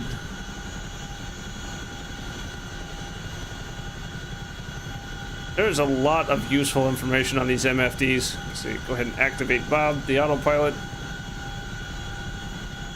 So especially here, so we got our radar altimeter gauge there, but we also have it here, which is this guy at the bottom right. Oh, another current bug right now, the slip indicator, the ball, it is backwards from how it's supposed to go. So if you're stepping on the ball like a normal aircraft, you're stepping on it the wrong way. So that's our radar altimeter right there at the bottom right. That's our current altitude barometric. That's radar altimeter here. You got this little caret on the far right. That is our vertical velocity up and down, which is really handy whenever you're doing approaches. So it's always going to be zeroed, and you'll see a little bar that goes up and down with this arrow. Let's see. That's your current airspeed. And then this number at the very top here, that is your current torque that's coming off of the engines, and which matches the bar graphs over on the engine instrument page.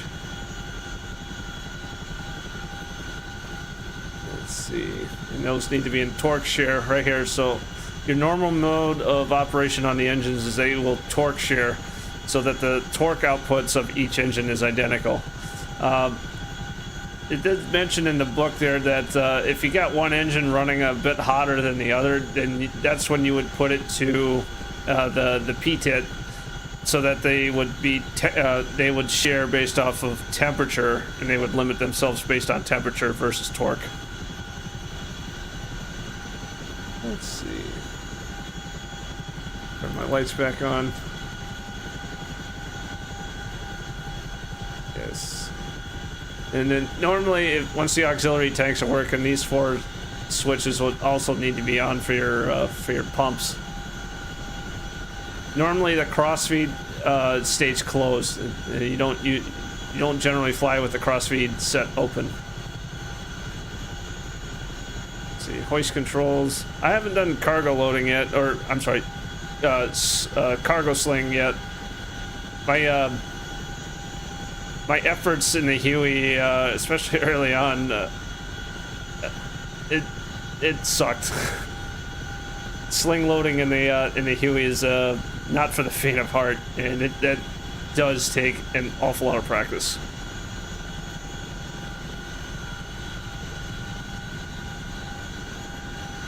Yeah, the majestic flying banana. I don't remember the designation, but there is an old helicopter from like the 1950s that it literally looks like a banana. It's another tandem rotor, just like the Chinook, but the way that the fuselage is bent and curved, it literally looks like a flying banana.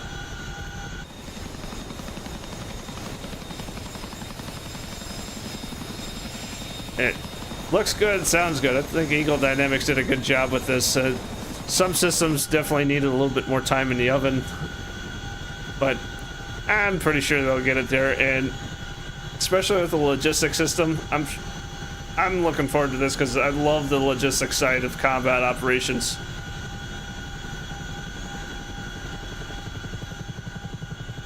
Really should have put a ship in here as far as trying to land on a boat. That's always fun in a helicopter. I don't know if any of you guys have ever tried that. That gets pretty fun. Then you can see the vertical velocity is telling me I'm in a climb. I need to cyclic forward a bit more. There we go, trim that out. Now I'm going down. There we go.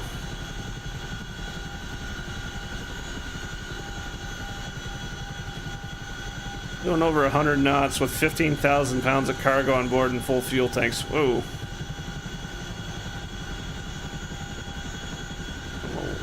Why I'm descending so fast. I don't think I trimmed that out right.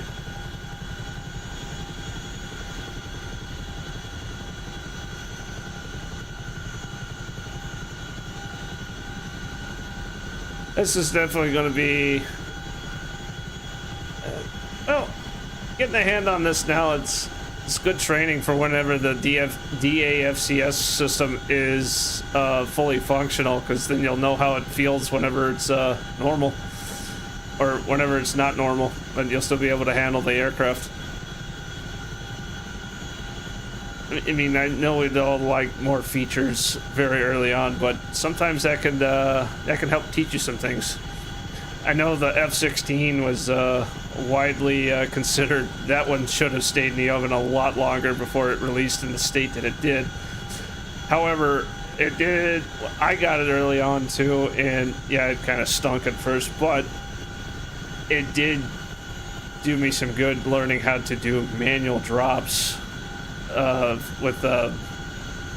Since we couldn't use the targeting pod right away, especially so you didn't have the laser designator, so you couldn't drop laser guided bombs. But it forced me to learn how to do dumb bombs, and that's come in handy a time or two. So I don't know. Sometimes this early access stuff helps teach you some things that you normally wouldn't think about, like flying with the stabilities off or some of the functions disabled. Kind of cool. Yeah, yeah, there it is, H-21. Yeah, the flying banana. That thing looks ridiculous. And yeah, there's a Sikorsky. If you guys have watched Full Metal Jacket, one of the helicopters they were flying on, you can see it does still have the radial engine. I think it was only a single row radial too.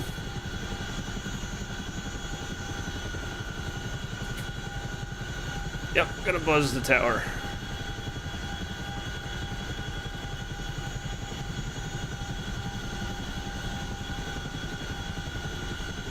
Definitely dig the shadows.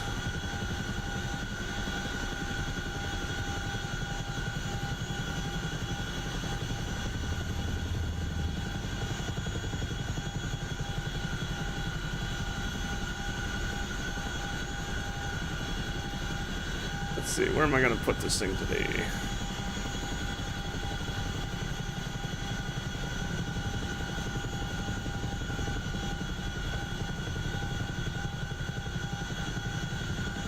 Yeah, I think whatever that helicopter was that had a radial, I think there was an upgrade kit for that changed out the radial for a turbine. But they kept the engine in the same spot, and it was up forward in the nose. And the pilots end up sitting up in a cockpit that was a lot higher off the ground than helicopters these days.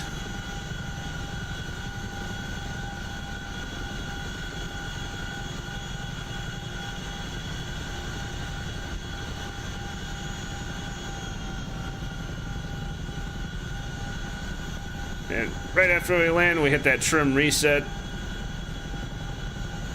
So what I have set up is they did put a force trim in the Chinook, just like they did with the other helicopters, and you can easily see that. So if we look, you got this neat little indicator for your longitudinal stick displacement, so backwards and forwards. But I'm going to do the force trim, so I'm going to just move it forward to 2. Hit that force trim and put it back to center, and my hand is off the stick and it's at 2 instead of neutral. Now if I hit trim reset, back to neutral. So that comes in handy. And do that slip ball.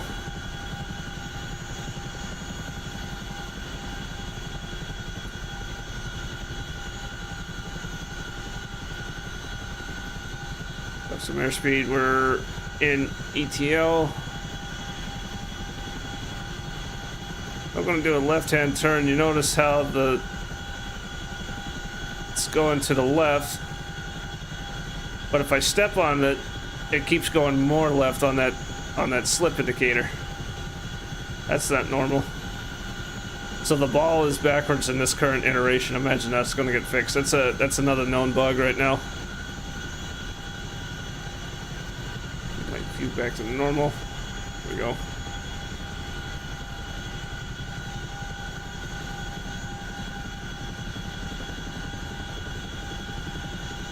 Like I said, I got a good overall impression of this helicopter. It feels pretty well done so far, and it's only going to get better, I feel.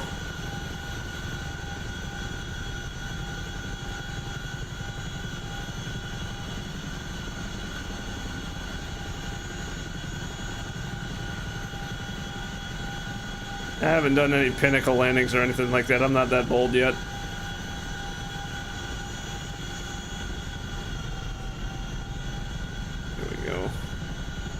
Brakes down, pull the brake handle, and let it go. Parking brake set.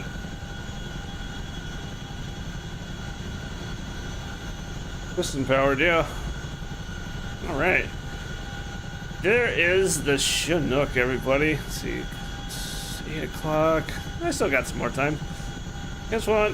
We can jump over and do some Phantom stuff, or we can stick in this, see if there's a multiplayer server with these things, but I don't know at this point what's available to do with the 47 in any of the multiplayer servers, but I certainly don't mind jumping over to an F4. God, that thing's always fun to fly.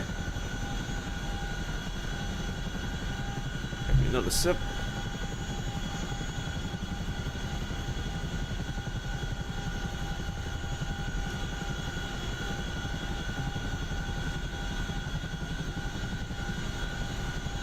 Oh yeah, I do too. I love the helicopters. It's a challenge. It's like I enjoy the warbirds too because they're just difficult to fly. But once you get the hang of them, man, I love it. It's very rewarding.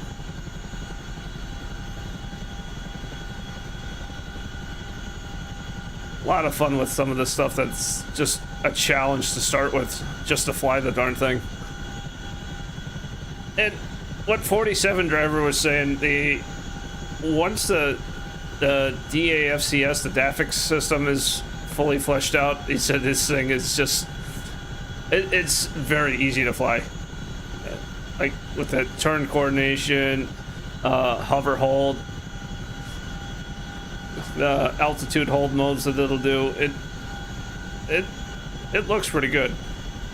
I'm looking forward to seeing some more of that. Especially being able to, once I learn more on how to navigate through this, the CDU panel. I get very much A10 vibes when I look at this thing. I'm just happy I'm familiar enough with that to be able to maneuver through the pages of this CDU.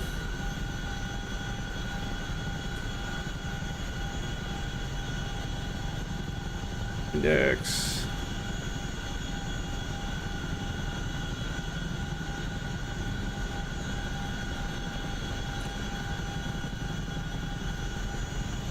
It's one thing I noticed, like with the GPS, the navigation units, you gotta click the button twice to turn them on. 1, 2. Everything else is single click. TACAN, not sure why that's not turning on right away. I haven't played with the TACAN much, only because I do visual navigation. It's what I'm familiar with doing with like the Huey and Hind. Supposed to be see an option for a HUD, but no HUD. Index start.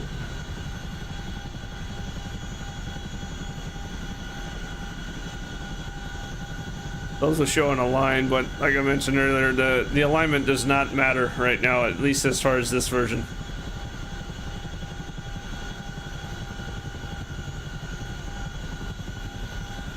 Oh, they do.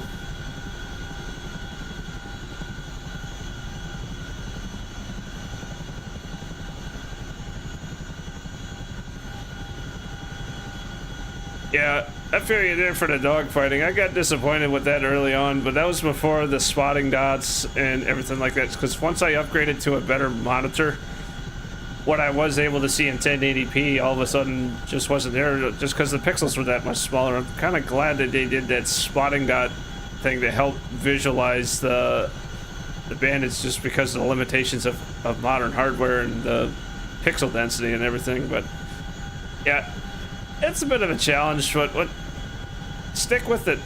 I've done it before, and it just takes a fair amount of practice setting the couple of guys in the 62nd. They're pretty good at it, and they're very willing to help teach people how to do a lot of the BFM concepts.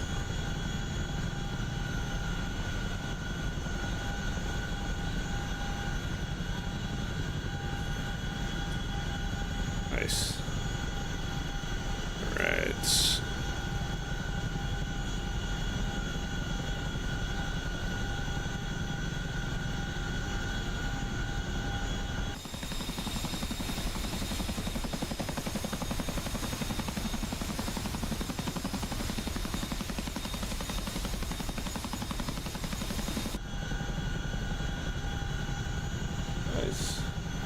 What's everybody doing so far?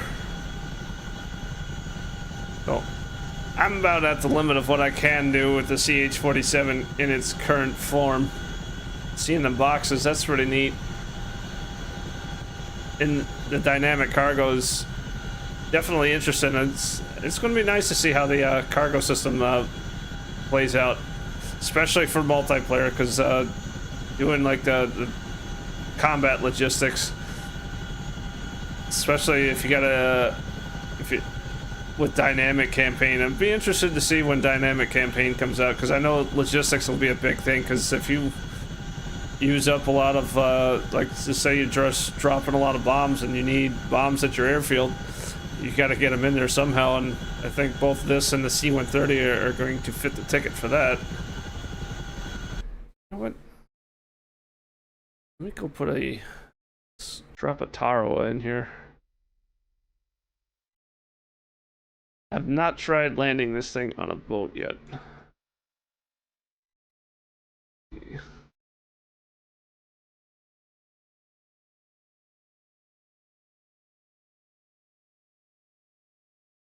Carrier.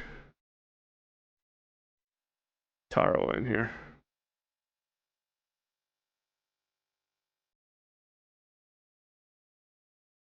20 knots sounds good.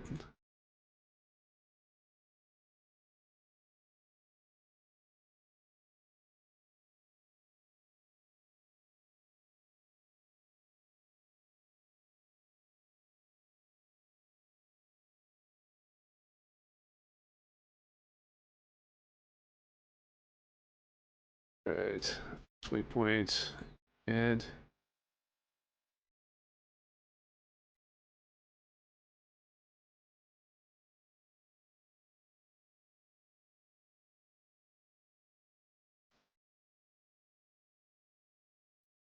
activate tech, and let's see, let's make this D3 X-ray Tarawa. There we go. Yeah, this works out.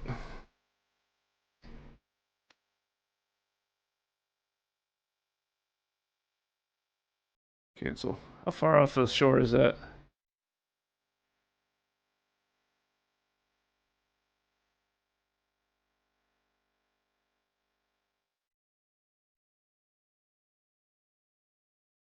Oh, 8 miles. Okay, I'm good. Go ahead and fly it. Go.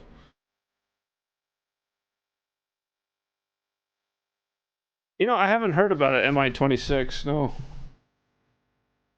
That'd be interesting.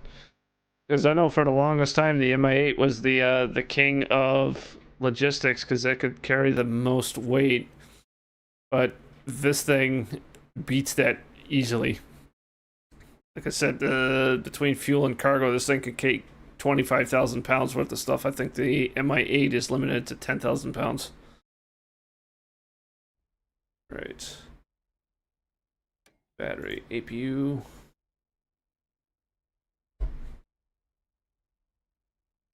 One, two.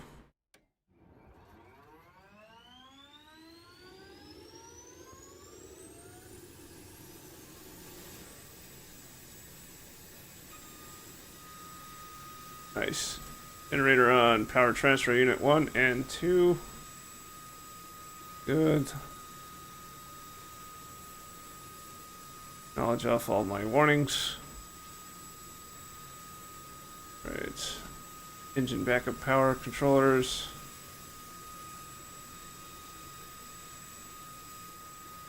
On my instrument page, and let's crank this engine.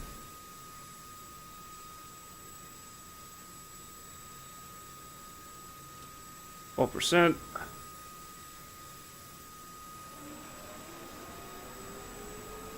I wonder if that's a bug too, because normally on most engines you hear him start to spool up. You don't hear this thing until like 15% and it starts making noise. I can't help but wonder if that's a bug. 55%, that looks good. Get engine 2 going.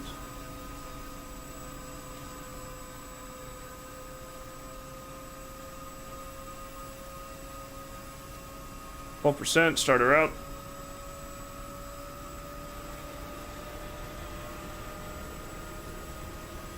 Let's see, 90 psi oil pressure on the left, 60 and rising on the right.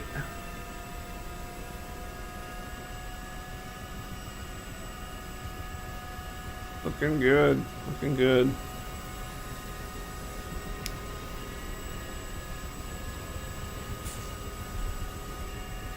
Alright. Probably finish out the live stream here with landing over on the Tarawa. Let's end this pretty good. You know what? Let's bring them some weapons too for the Harriers that they carry.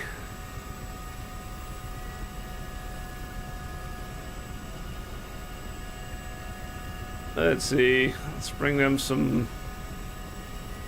Oh, some Mavericks, AGM 65s.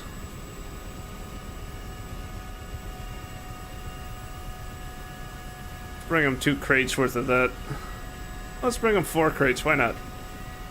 10 each.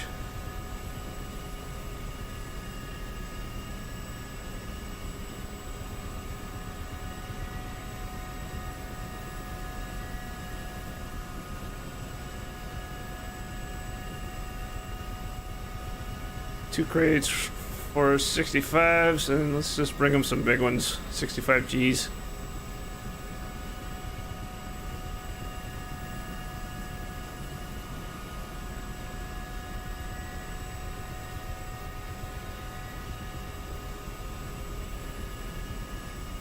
Just gotta open that door.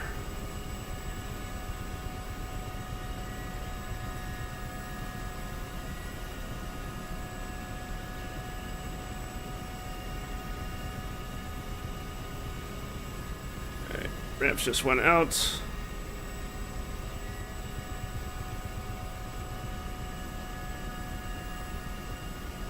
we're gonna go heavy. Let's load that final pallet. Here we go. Close that. Request rearming.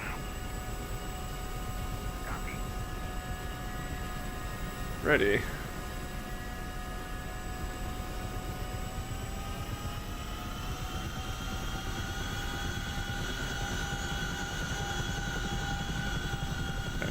Motor's up to speed. We're in flight condition. Turn on all my aux pumps.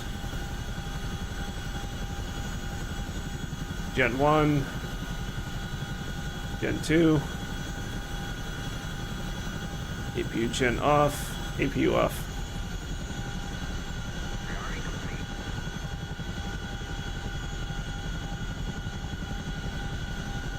Alright, thank you. Let's look in the back. Yep, got all 4 crates full of Mavericks.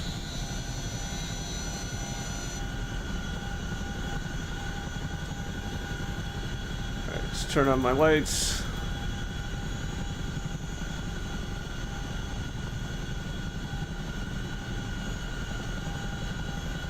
Alright, power on, index, power.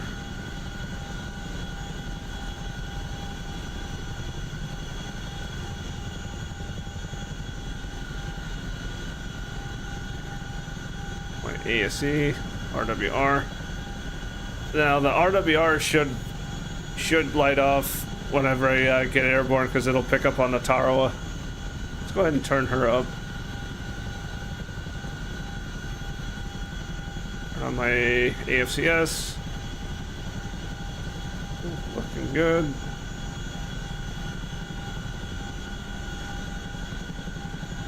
Let's get some steering. Brakes.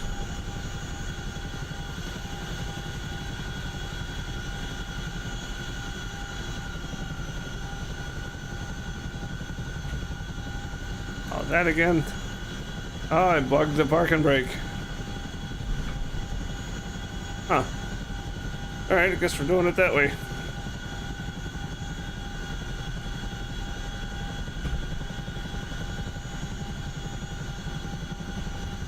Alright, let's just go ahead and take off. Ooh, she's heavy.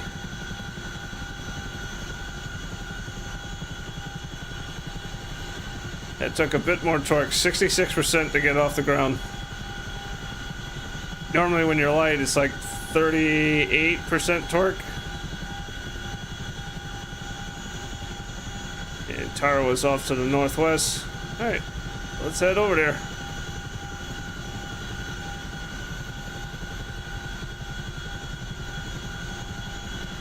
You too, Kasoka.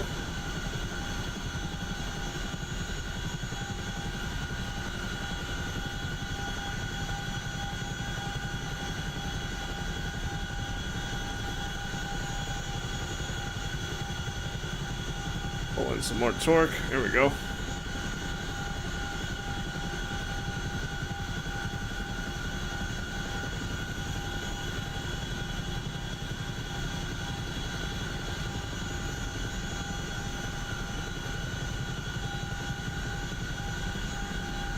There it is again. My slip indicator's deflected off to the right. So normally you would right pedal, but that's just going to make it worse. Left pedal.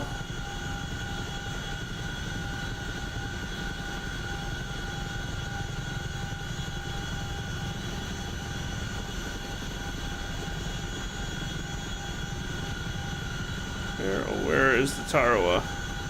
That way.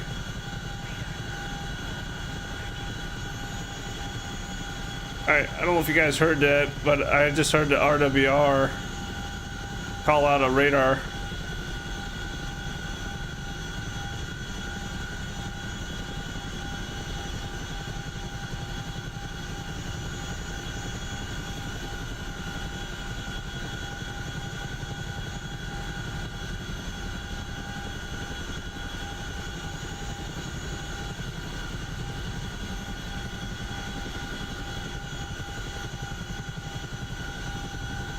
Alright, hand off control to Bob. I'm gonna make sure my tack end is functional.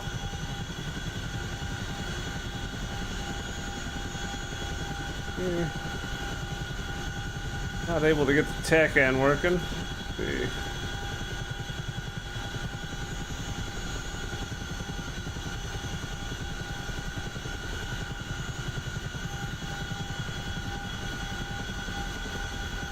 Oh, nope. Tack end.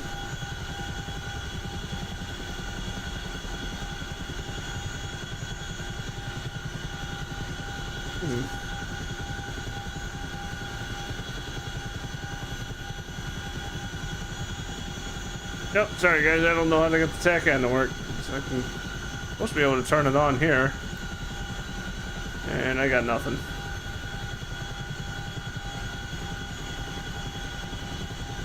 Supposed to be able to work. It's in the CNI page. Oh.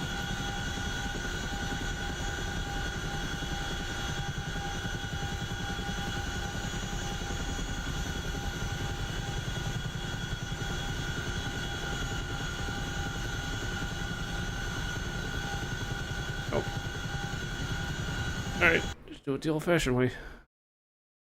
I'm headed the right direction. There we are. Yep, there's the Tarawa. I see her.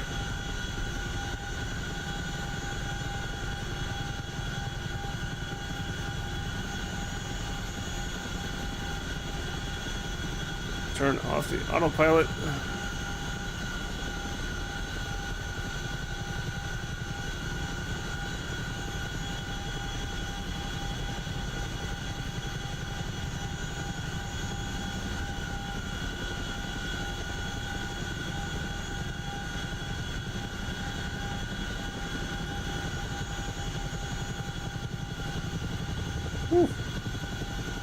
Yep. it's going to take a bit to get used to her tendencies, but it would be nice to have that DCS to work fully too.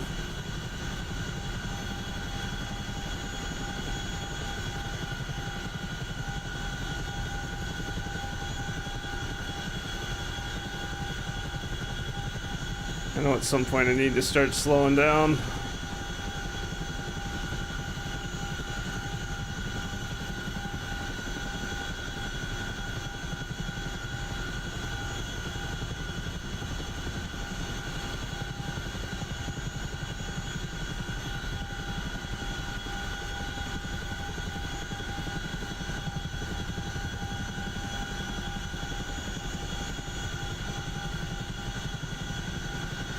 Yeah, I know the forward speed of the Taro is 20 knots. I need to be doing about that at some point.